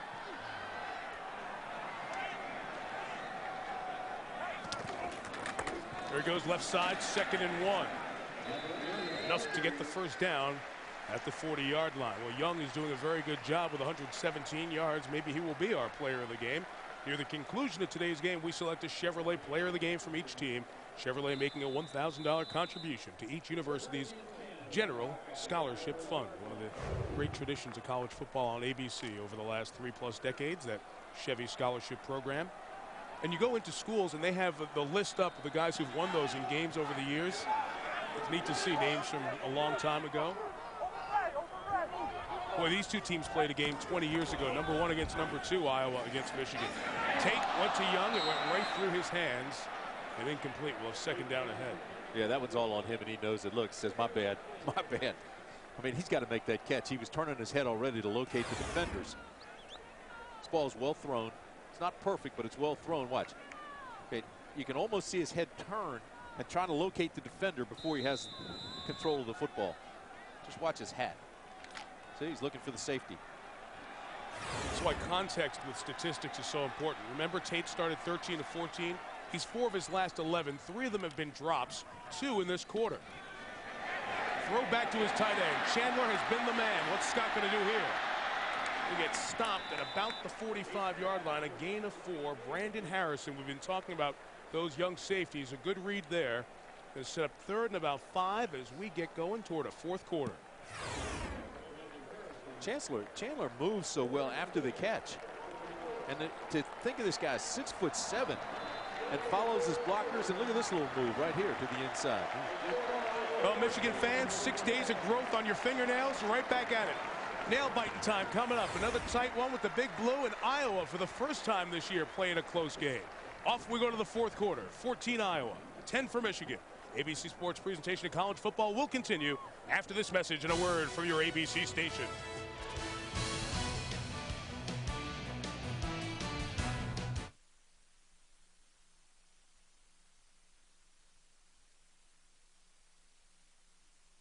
And get there from outside.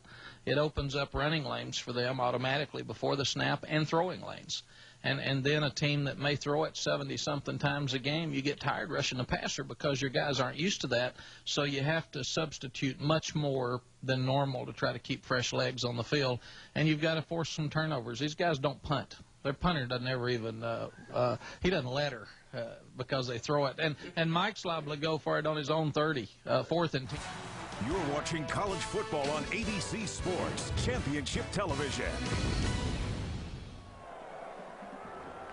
4th quarter on a beautiful day in Iowa City where they asked the fans to wear black for a blackout, much like Penn State did for that primetime Ohio State game 2 weeks ago.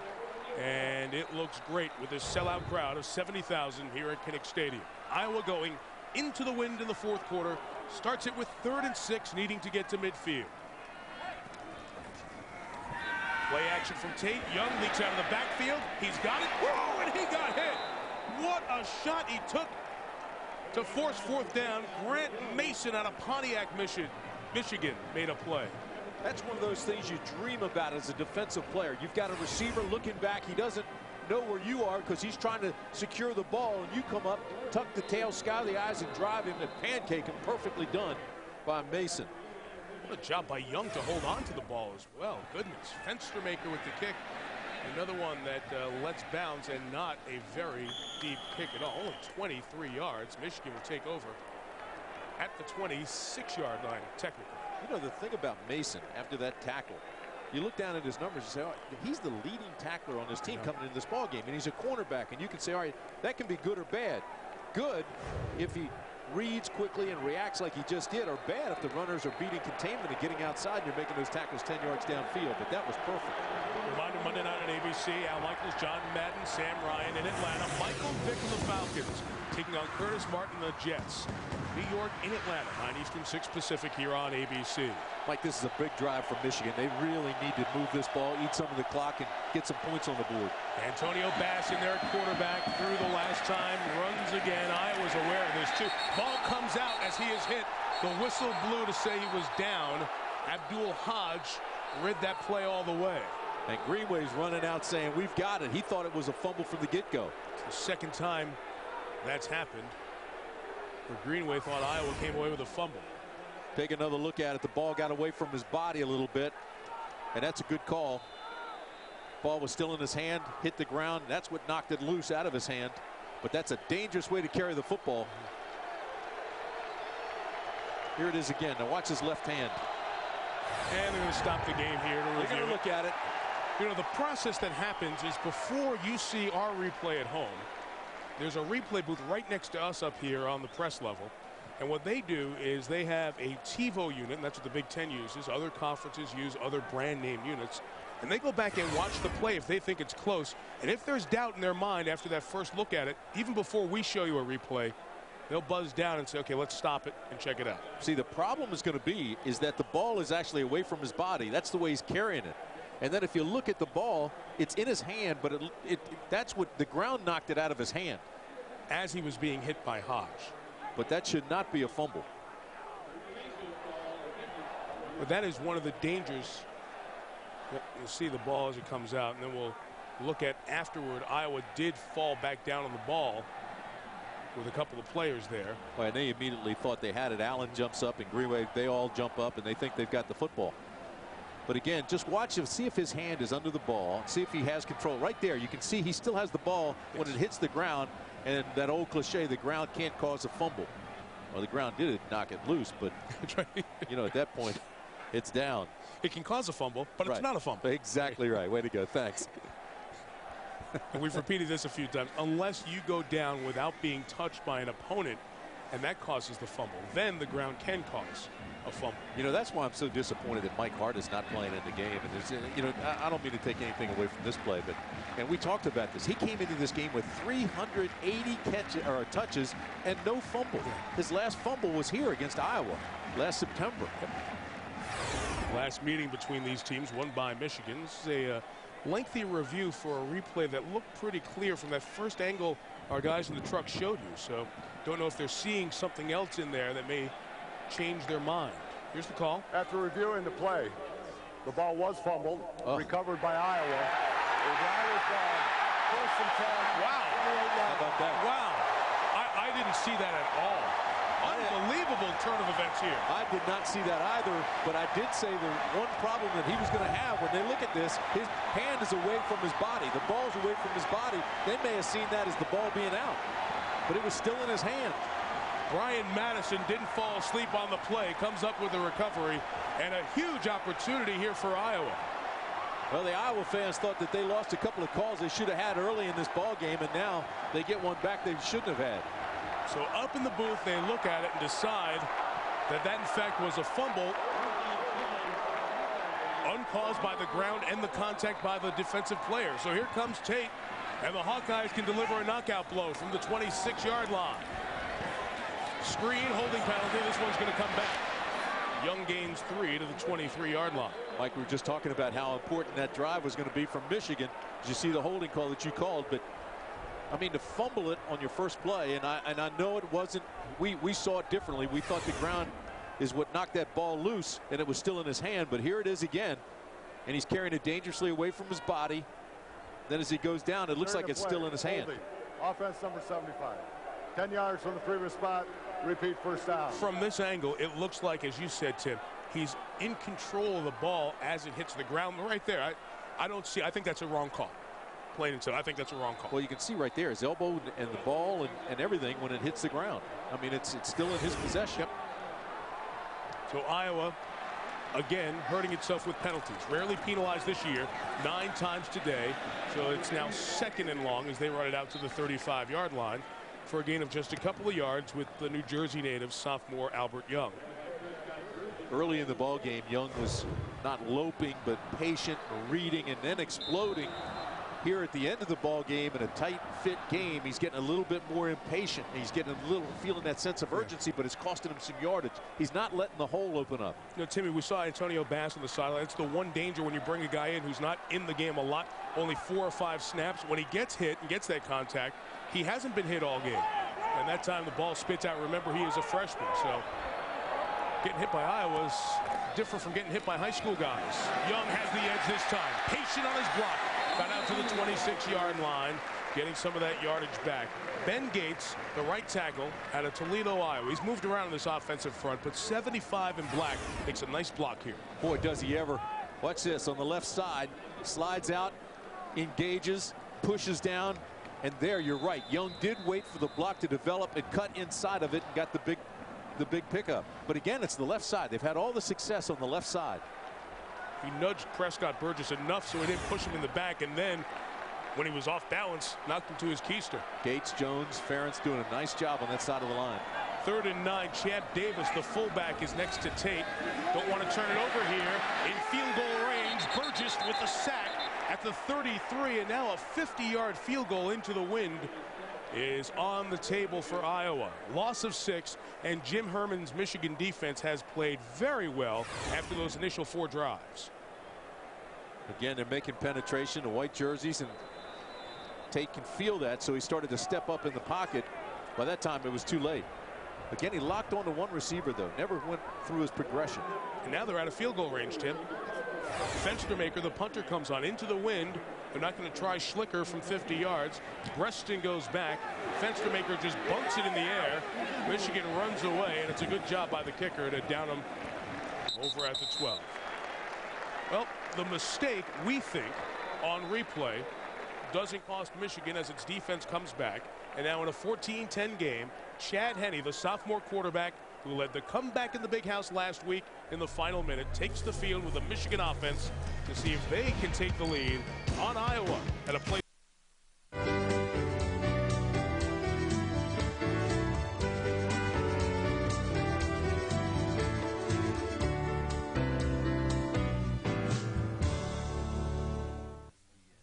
All wearing black, or a lot of them at least, being heard from here.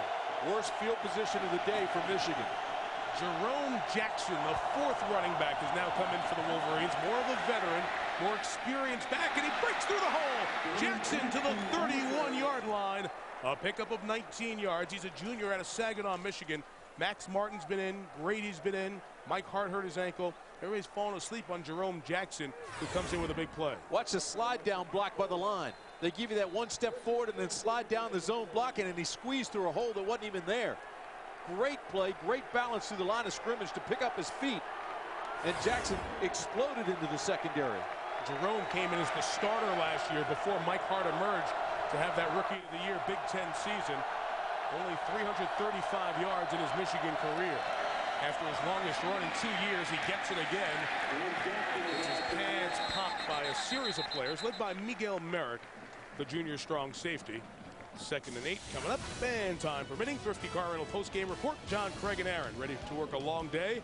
Doubleheader Saturday on ABC. They'll have highlights and analysis from the early games. Texas Tech, the game many of you will see coming up at 3:30 Eastern. A lobby here in the Midwest will see the Wisconsin Badgers at home try to do what Iowa's doing. Stay up here at 3-1, undefeated, or once defeated in the league, as Wisconsin hosts Purdue. Greenway calling out the defense and pointing to the receivers.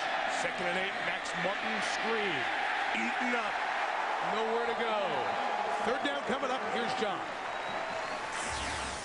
Mike, Ohio State trying to separate themselves from Indiana, but having a difficult time, only up a touchdown until Troy Smith takes off 23 yards, just gets it across for the touchdown.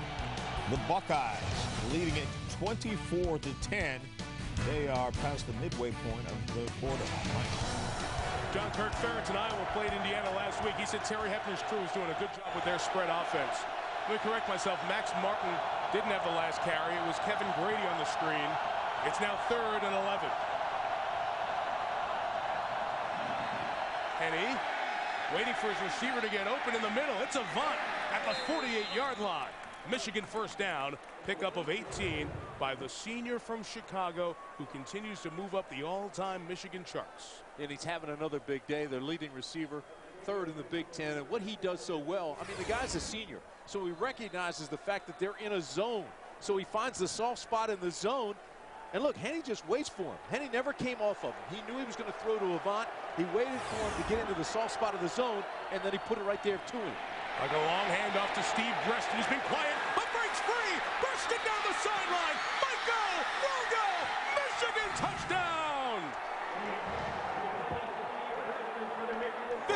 2 yards, and the Wolverines take the lead.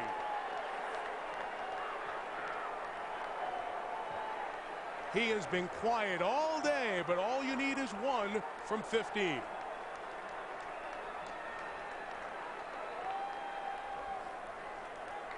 Boy, missed tackles, explosion by him. Great play by Steve Preston. Just ran through 2 tackles. Picked up 3rd and 11 on the drive. 5 plays, 88 yards. Rivas an important extra point to make it 3. And he gets it through there. It's been a long time at home since Iowa has trailed. The Hawkeyes face a 3-point deficit with less than 9 minutes remaining in regulation time. Almost 2 full calendar years, Iowa trails at home.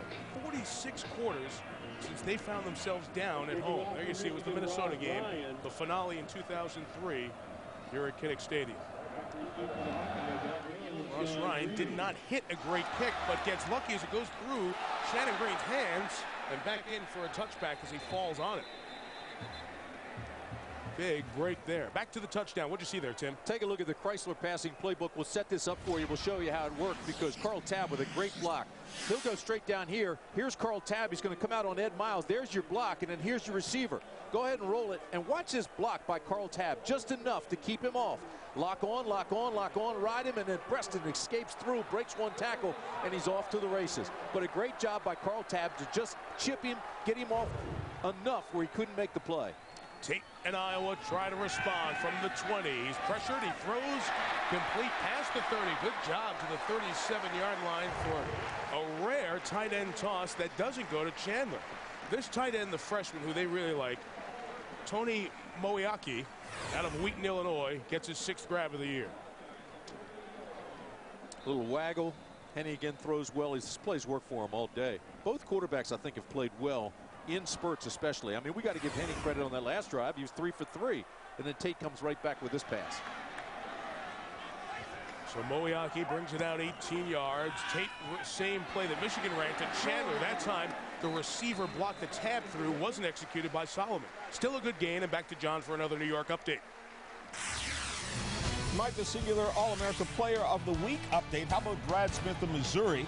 157 yards through the air, 150 yards on the ground. He threw 3 touchdowns as well. Text vote to 87654 now on your singular phone for your ballot and a chance to win a trip to the national championship. Meanwhile, they're tied at 24 and a pretty good one there, Mike. And John, both teams 2-1 in the north of the Big 12. Colorado's there as well. Somebody's going to get to the title game out of the north. Solomon again. Gave him that cushion, try to pick up the first down. He's a yard shy. We'll have 3rd and 1 coming up. Grant Mason on the tackle. Let's see, did he pick up the first down on the mark? Yep, at the 48. Yes, he did get it. Well, good job by Chandler to stretch it that extra yard and get the first down. Post play, big hands, extend them. And he picked it up. Still trailing by 3, but now the advantage comes back to Iowa, Mike, because now you're up at midfield. You got half the field to work for or work with. Still have 7.5 to play, and you're at home. Halfway through the quarter, Tate, good job hiding the ball. The receiver never looked for it. Complete MA. Missed assignment by Herb Grigsby. He's down there looking, thinking about blocking. He forgot the ball. Yeah, and there was nobody in the flat either. It looked like there was another receiver supposed to come under. But, I mean, here, top of your screen is Grigsby. And watch, he never does look back. He's thinking he's locked on for a block if the ball carrier comes his way, but never look back. Again, Ed Hinkle out, the senior receiver, so Kirk Ferentz needs the sophomore Grigsby to step up. Matt Malloy's made some plays today. A couple of touchdowns as well for Grigsby, so he's done his job at different points today. Just a mistake there. 2nd and 10, middle throw, Chandler off his hands and nearly intercepted. He got a hand on it, and Dave Harris almost came up with an interception. Chandler yells at the line judge and says, wait a minute, he had my jersey. Might have had a little beef there. Prescott Burgess got a hand on him, grabbed him and pushed him. Contact seemed to come after the ball was released, but a very close call there, and now it's 3rd and 10. Chandler's been your guy most of the day, though. 5 defensive backs. Tate's identifying who's out there, adjusting the play. He fell. He lost the ball. Who's got it? I think Tate pulled it out of the pile. Got it, and it's 4th down now, 4th and 15, and they have to punt. So much for an advantage. They squandered that. Now they've got to get good field position so the defense can work. And now the advantage does go back to the Wolverines. It's a good snap by Brian Just took his eyes off of it. Fenstermaker punts back into the wind. Breston, who last time he touched the ball had the big play. Very high. Breston says get away. Down to the 32. So once again, only a 23-yard punt into the wind. So it's been a poor field position job by Iowa in punting here in the 4th quarter. 6.5 left. They don't have Mike Hart to run the clock down, but Michigan gets the ball back when you come back. See the wind blowing out of the northwest, left to right on this day in the mid-50s. It is cool for everyone, but teams going right to left as you watch on TV here have not had good punting days. Just killed Fenstermaker, 20-yard punt. From the 32, they go back to the 3rd back, really. Jerome Jackson, he gets it out to the 35-yard line. Chad Greenway in on another tackle. Greenway and Hodge have been very good. BCS standings brought to you by Allstate. Let's take a look at it. USC 1, you'll see Texas Tech. Many of you coming up. They're number 2. Virginia Tech beating Maryland on Thursday night. Georgia, you heard John talk about the Shockley injury. Those 3 SEC teams all lined up. 2 and 7 in the BCS standings. Coming up on ABC for a lot of you. First BCS standings. 1 and 2 in the initial standings have never gotten to the championship game. Pass to Thompson incomplete. Bryan, the fullback, couldn't haul it in. Stops the clock. Huge 3rd down coming inside of 6 minutes in regulation. It is a huge 3rd down, Mike. They're trying to melt the clock. They're down to 5:55 to play on the road. They want that ball in the offensive hands. Don't want to give it back to Tate and give him another chance. This way, it looks like Tate could have 2 chances. 5.5 to 5:55 to play. 70,000 towel waving, black shirt and sweater clad Iowa fans help their defense on 3rd and 7.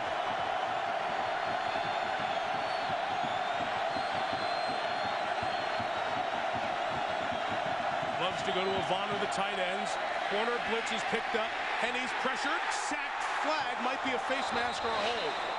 Mike, I think it's holding, and they had Avant really covered well.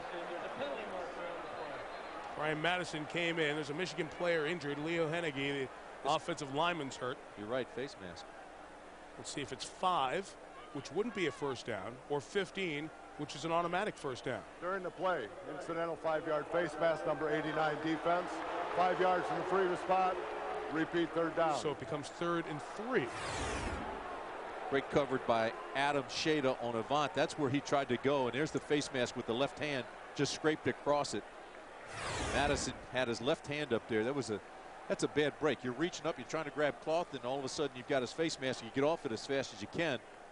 And that fact that he got off it so quick, that's why it's 5, not 15. He didn't use it to bring him down. Still another break for Michigan. They move the ball up. They'll have another shot at 3rd.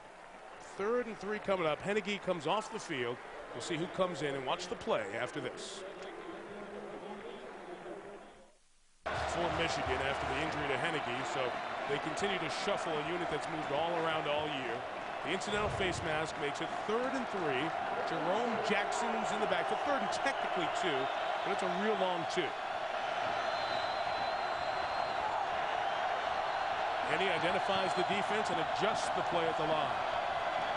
Run, Jackson, left side, 1st down to the 47-yard line.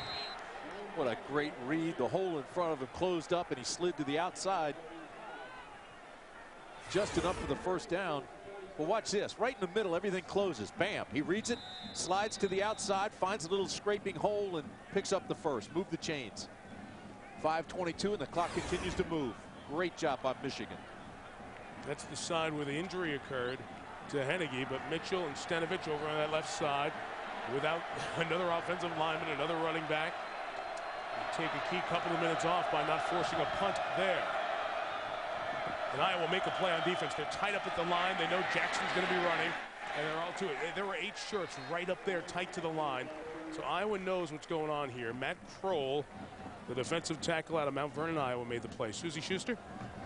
Mike Hart just came running onto the field during that last timeout to go counsel with Jerome Jackson. This is something he's trying to do very distinctly. He's trying to be part of the team, trying to find ways for the team to win even when he's not in the game. This is something that he learned from his best friend, Braylon Edwards, how to impact the team even when you're not playing, Mike. Edwards, the outstanding star last year, drafted in the first round by the Cleveland Browns. Infection in the hospital for a few days. Now out doing better, but out of the Browns lineup, but in touch with Hart on a regular basis. 2nd and 9, Jackson toss. Took on the contact over to the 48-yard line. Gain of 4. John with an update in New York before 3rd down.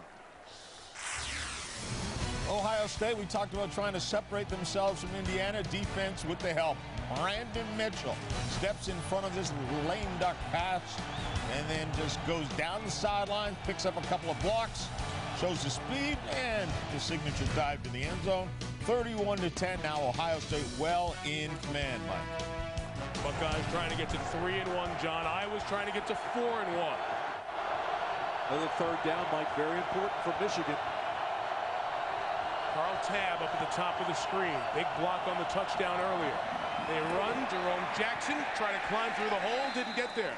So Iowa take a timeout here to preserve some time, but they want to hang on to him. Got 3:25. You still got plenty of time. I'm not sure I'd take a timeout here. Michigan at the 45 should let it run all the way down here. Watch Hodge. Read, slide, slide, take on the blocker, keep your feet, somehow get over by the ball carrier. Good support by the secondary Pascal. Ross Ryan comes on. He's going to kick from the Iowa 46. Javon Johnson going back. We'll let the play clock run down as long as possible.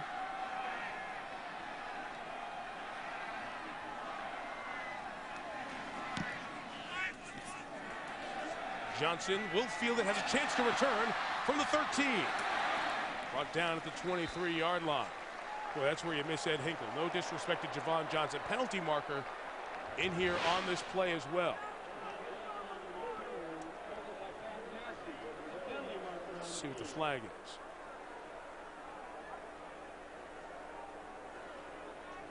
After the play, personal foul, 99 Oy. on the returning team. Awful. Late hit. 15 yards from the end of the run. First down. Ryan Madison. Boy, does that hurt Iowa. Least penalized team in the Big Ten coming into this game, and today all over the lot with penalties. 20 penalties coming into this game for Iowa. 20. And they've had half as many here today. Yeah, they just made double digits. Wow. So here's the deal. Might get it one more time, but you can't think that way. 88 yards of real estate. You're at home, down 3. You haven't lost a conference game in 4 years in your place. Can you do it? It starts with Drew Tate on the edge. Throw to Solomon, complete to the 24. First down. Plenty of time with 2:35 remaining. Stop the clock. They'll move the chains. They'll reset it. Keep in mind also they have all 3 timeouts left. So there's absolutely no panic situation. No huddle. Come up to the line. Just like in practice, they go through this drill all the time.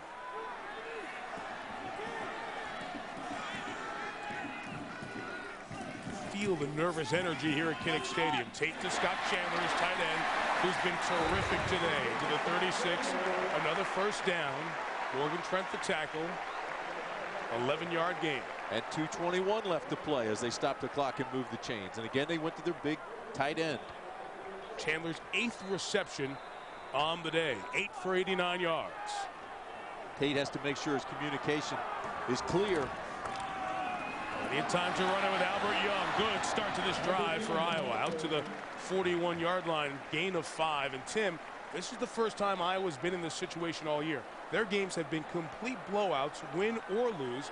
Michigan's games have been decided the last 4 by 3, 3, 3, and 2 points. Yeah, but these are the games that are fun to play. You're at home. You're in front of your home folks. You're trying to protect your 22-game win streak. These are really fun. Young left side. They've gone back to the play that has fit them best today, especially without Lamar Woodley on defense for Michigan. First down at the 49. 1:43 left. You're in those huddles. Guys aren't saying, oh, we got to score, we got to score. You know, this is tight, this is tense. No, they're in there. They're doing what they practice every day. They should be very calm. Tate's very, very effective. They aren't even huddling. He's calling out the audibles. Saw the kicker, Schlicker. He made a 52-yarder this year at Ohio State, but he'll be kicking into the wind. Tate, a play pass. Down the middle of the field for Grigsby. He caught it at the 20. First down. Oh, what a grab. Totally extended. Laid out completely. Great concentration. Dangerous pass, and Grigsby went and got it. Gain of 30 yards, and the Iowa team asking the fans to settle down so they can communicate. 1:29 left. Timeout taken for review, I believe. And right on cue, the crowd goes silent. Play will be reviewed. Here's a great angle of it.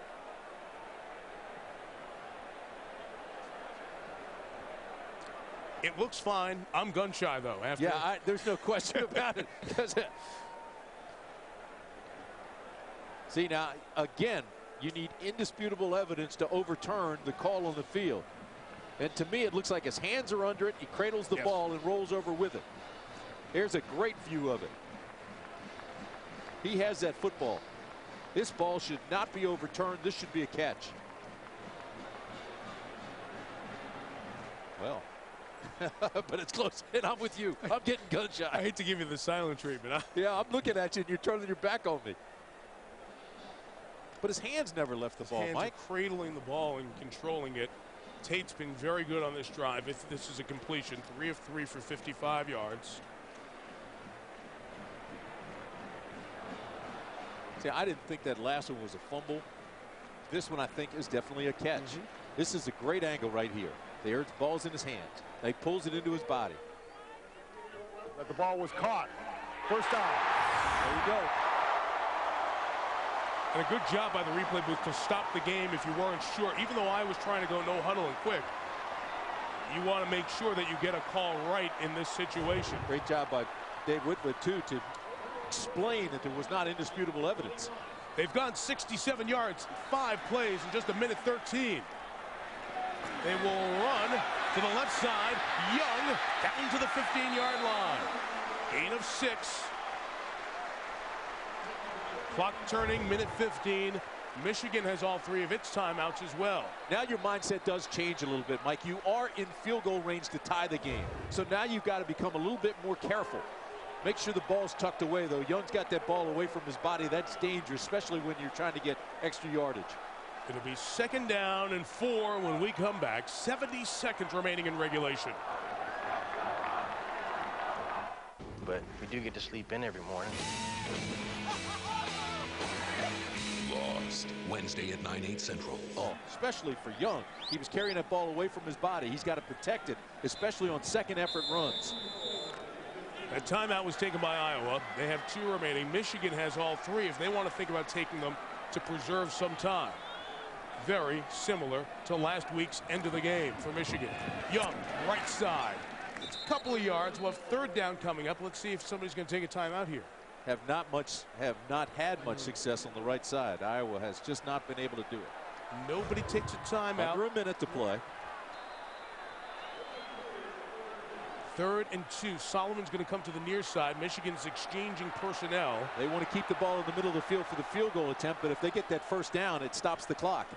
Herb Grigsby in the slot. Young to the right of Tate.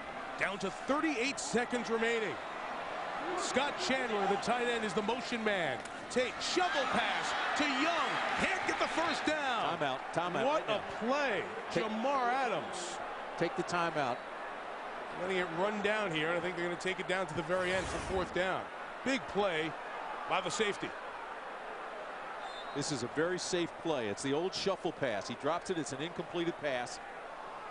Clock is still running, by the way. You see Henny's reactions. Down to 7, 6, 5. Tate standing with the referee. Going to tell Dave Whitfoot to stop it right here at 2. And we're going to get a field goal to send the game to overtime from Kyle Schlicker, their kicker.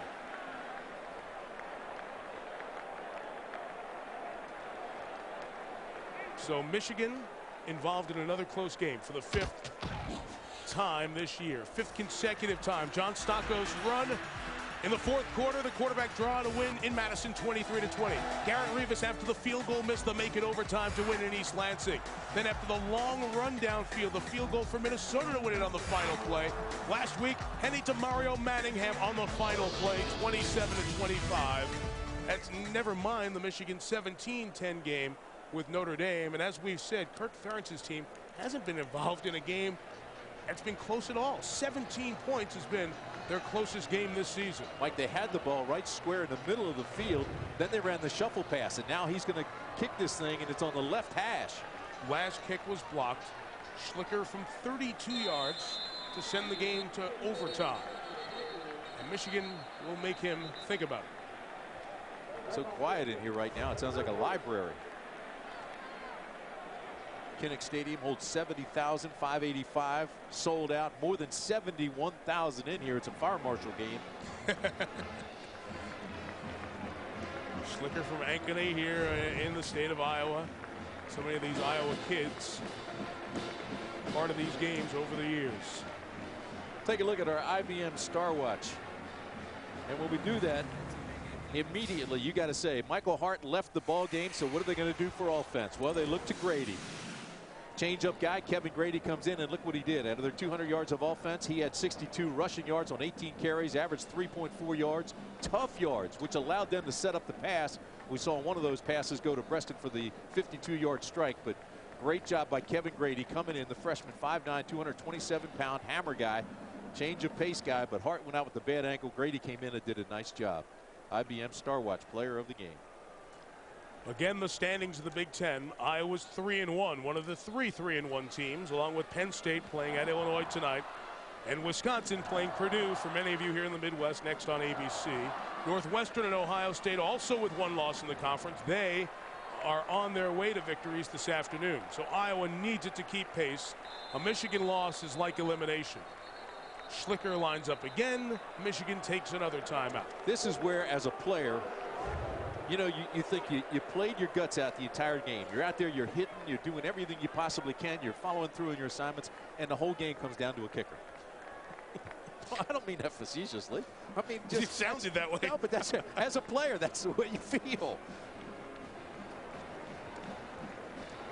Michigan has one more timeout left. Texas coming up next for many of you. Our BCS Spotlight game presented by ADT. Purdue, Wisconsin, as I said, in Big Ten country. USC, Washington for some of you. The #1 team in the land goes to Seattle. Schlicker had an interesting story. He's one of those players, and we're seeing more athletes and more young men in general who had a heartbeat that would kind of beat really quick at times. So had to go in for the treatment to get it calmed down and settled down. Glad to know that your heart is as healthy as possible and working properly when you get to a situation like this. You don't want the heart racing right now. No. This is a tough situation, but they practice this also every day in practice. They give them times, they rush them up, they have them kick it. Fenstermaker, the punter, holds. This is just to extend it. Clint Huntrods is the deep snapper. Will Michigan take its last time out? Nope. From 32 to tie the game. Schlicker's kick. It is good. And we're going to overtime in Iowa City. A huge pressure kick by Kyle Schlicker sends us to yet another overtime game in the Big Ten this year. 17-17. We flip the coin to see who gets the ball first, who plays defense. OT from Kinnick Stadium after this. First time at Kinnick Stadium that there's been overtime. No sudden death. You're very familiar with these rules. So many close games. Each team gets the possession, the flip of the coin, and whoever wins the coin toss invariably chooses to go on defense first. And if we're tied after 2 overtime innings, I like to call them, then we go to the must go for 2 points after a touchdown if one score. Let's go watch the coin toss with the captains over at midfield. All right, gentlemen, we toss again. Head to tail. Winner gets to choose offense, defense, or which end we play. Okay? What do you call it? Tails. He's calling tails in the air. It's a tail. We're going defense. Michigan has chosen defense. Which end will Very smart. They win the toss and take defense because they'll be able to see what they need to get. Obviously, you want to get a touchdown anytime you can, but if you get that field goal, Well, I tell you, it changes everything defensively and offensively for you. That's going to happen down by the end of the student section. Back with overtime coming up after this from our ABC station. The win over Michigan. He's 2-2 all time against the Wolverines. As mentioned, when you lose the toss, you get to choose which side. Iowa's coming down by its student section here, where they certainly will make noise when Michigan has the ball on offense. The tight end who had a key catch in the end of the fourth quarter. Moeaki's in there for Iowa as Tate goes and tosses towards Moeaki. It's deflected and almost intercepted. So they were looking right at Moeaki that time, but Pierre Woods has had a very good game. You know, Pierre wants to be in TV. Everybody's got a coach's show. You know, people have seen Michigan Replay is the one for Michigan fans. Pierre Woods is the stage manager for that show. He says, "Coach, you're on." That time he was on. Biggest stage manager in the country. I put that one on tape. You know, they ran the waggle. He had a good play action. He had his man open, and he just kind of relaxed a little bit. Kind of lofted perfectly over there. You're so right. 2nd and 10. Albert Young runs to the left. Gains a couple. Huge Gabe Watson, 6'4", 330 pounds. Coaches told us if he's deciding he wants to play, he can be unblockable. He wanted that one. Now 3rd down. He'll come out and the pass rushers come in. Really like the way John Thompson and Harris both play. This is Thompson this time that comes in and really lays a good lick on him. Look at him just extend and explode through his legs. They're very, very physical linebackers. From here, a field goal is 40 yards. This is with the wind at your back. Tate identifies the defense and tells the receivers, Malloy, Grigsby, and Solomon, what he wants done. Chandler, the tight end's in the middle, double team. Going for Solomon. Pass interference flag on Michigan. So it'll be a 1st down to keep the drive alive.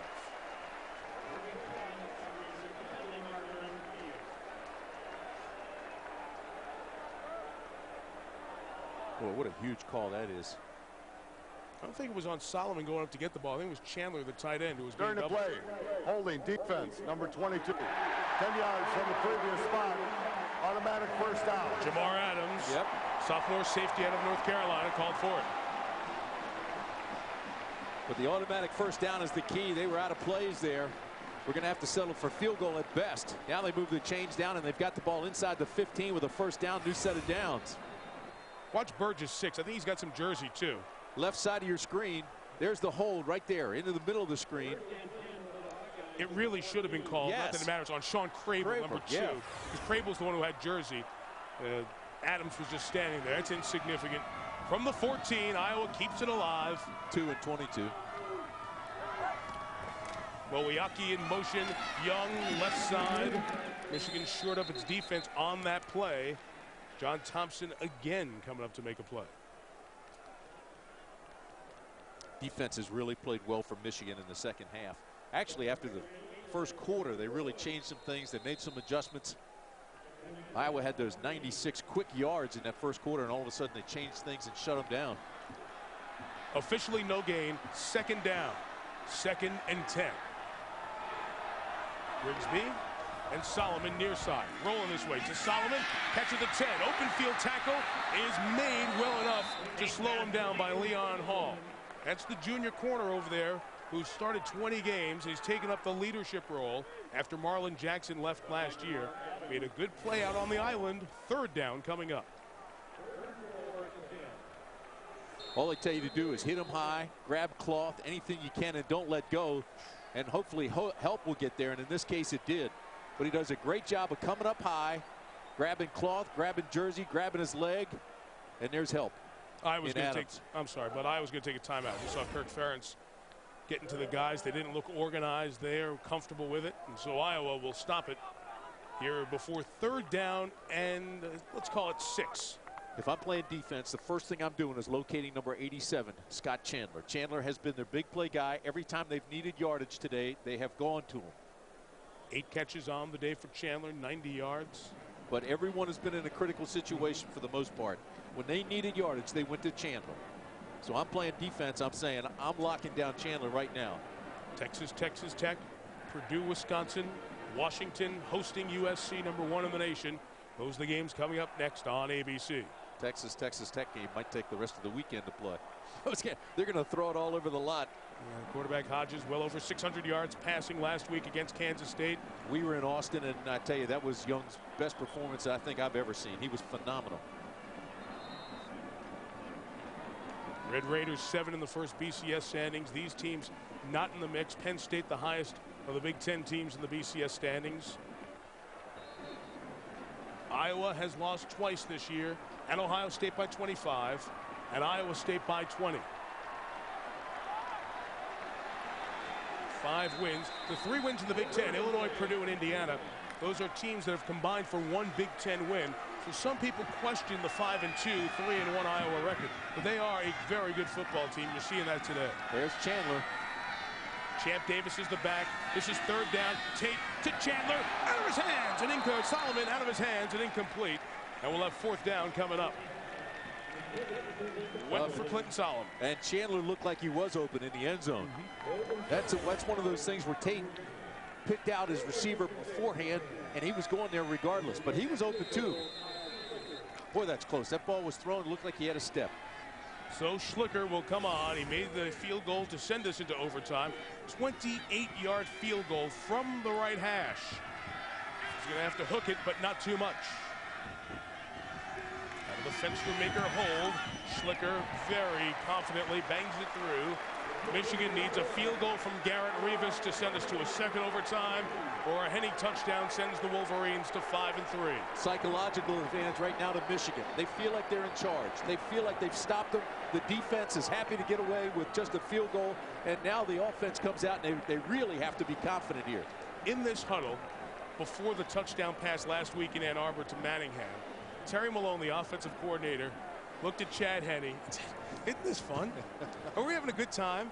And it lightened everybody up and lightened their attitude up. Just the right thing at the right moment. Malone sends an offense out that knows if they turn it over, it's over. And they don't have Mike Hart, their running back. He's out with an ankle injury from the 4th play of the game. Jackson is the back. Jerome, a veteran, has it from the 25. Probing gets about 2 yards. 2nd down and 8 coming up. A nice game for the safeties. Marcus Pascal and Miguel Merrick, who've done a job along with Hodge and Greenway, those Iowa linebackers. We kept talking about how Grady came in when Mike Hart sprained his ankle early in the ball game and gave him really tough 60 yards. But now Jackson has taken over the tailback spot. He's a lot lighter. 8 carries, 39 yards. He doesn't have that same kind of power that Grady does. Reston, Avant, and Tab are the receivers. Massaquoi, the tight end, is in motion. This is play action for Henne, who throws for Avant, who caught it at the 5. Jason Avant has been the money guy all season for Michigan. He makes another catch there. 1st and goal for the Wolverines. Avant's body control is incredible. I mean, this is not a pass that catches him in stride. The play action, now watch, he actually throws behind him, and watch number 8 adjust on the fly. Beautiful. It's like a pirouette. It's phenomenal. 7 catches, 104 yards, but just look at the way he turns his body at full speed. 60 catches on the season for Avant, who is shaken up on the play. He's limping, but he's out there. Jerome Jackson is the back. Takes it on 1st down. Up the middle, he crawls to the 1-yard line, and the Wolverines are a yard away from getting their first back-to-back wins of the season. What a great job by Michigan. They took the early shot in the mouth from Iowa. Iowa scored in its first possession. The Wolverines kept battling. They were banged up. Look at Avant, another guy banged up. He can barely run off the field as he comes off. Wolverine fans back in that mode of another tight game. Massaquoi, the tight end, helps to block with Paul. Long yard to get it. Henne to Jackson, probing towards the goal line. No signal yet. He's not in. He's not in. So we'll have 3rd and goal. Now, do you sneak it when you're inside the 1-yard line with your big quarterback, 6'2"? Inside the 1, I always believe you should sneak it, because you never want to take a step back to hand it off away from the line of scrimmage. You want to keep everything going forward, and the timeout is taken. You know you have 1 shot down here in all likelihood, unless, of course, you're going to bring Pete Carroll's crew in, and on 4th down from the 1-yard line, you're going to go for it. with the final play of the game. But that was for the final play of the game. Here's to keep the game extended. But they could have kicked the field goal and kept it extended. Oh, they That's could what have. I'm saying. You're right. If you get no gain here on 4th down, what would you do? I still think that liner gamble was an all-time riverboat. I've got to tell you something. First, the 4th and 9 pass was against a tough defense. They had a too deep called, and it was perfectly thrown. Then he fumbled out of bounds. If that ball stays in bounds or is tackled, the game's over. And then the quarterback sneak. You're right. So I'm not sure that they were the greatest calls, but he made them work. Right. That's the decision you have to make here. If you don't get it, what are you going to do, depending on how far back you go? Well, I'm Michigan. I'm thinking I'm getting it right now. 3rd down and less than a yard. And I would definitely go with the quarterback sneak.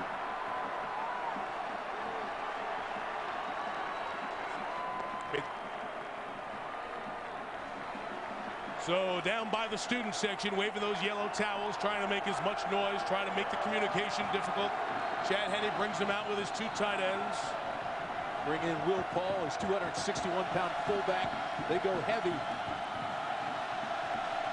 Massaquoi, the tight end, lining up back there in this full house. 2 blocking options for Jackson.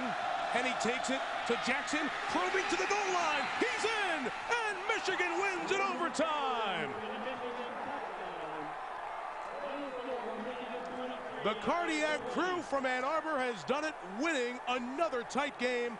They've won back-to-back games for the first time this year. 1967 was the last time it's taken this long for them to do that. And for the first time in 3 years, in 22 games at Kinnick Stadium, Iowa has been knocked off at home. The Wolverines saved their season and their chances of winning the Big Ten. Iowa joins the group of 2 losses. Our Chevrolet players of the game here in Iowa City. The big play down at the 4th quarter by Steve Breston, getting Michigan close enough. We'll give it to Breston. And how about Albert Young from Iowa? Chevrolet $1,000 contribution, general scholarship fund, both schools. Lloyd Carr with Susie. Coach Carr, could you imagine that your 100th win at Michigan would be this difficult to acquire? Well, it was a great football game. I think it's typical of what Big Ten football is all about. 2 teams played right to the very end, and of course we're very proud, and we needed a win here to get some momentum going. What does the win in overtime do for your program? Well, I think it's like a win in regulation. That, by the way, that's a great question. Thanks, Coach Carr. Mike, back to you. Thank you, Susie. Fielding Yost and Bo Schembechler. And they've got buildings named after those guys in Ann Arbor. The only other Michigan coaches to win 100. He's the 9th coach in Big Ten history. Our final score, Michigan 23, Iowa 20 in overtime. ABC Sports is online at ESPN.com. Search ABC Sports. With Tim Brandt, Susie Schuster, Mike Tirico saying so long. Remember the Monday night game, and game 2 of the doubleheader continues on this college football Saturday here on ABC. The Wolverines win in Iowa City. So long. Were a year ago.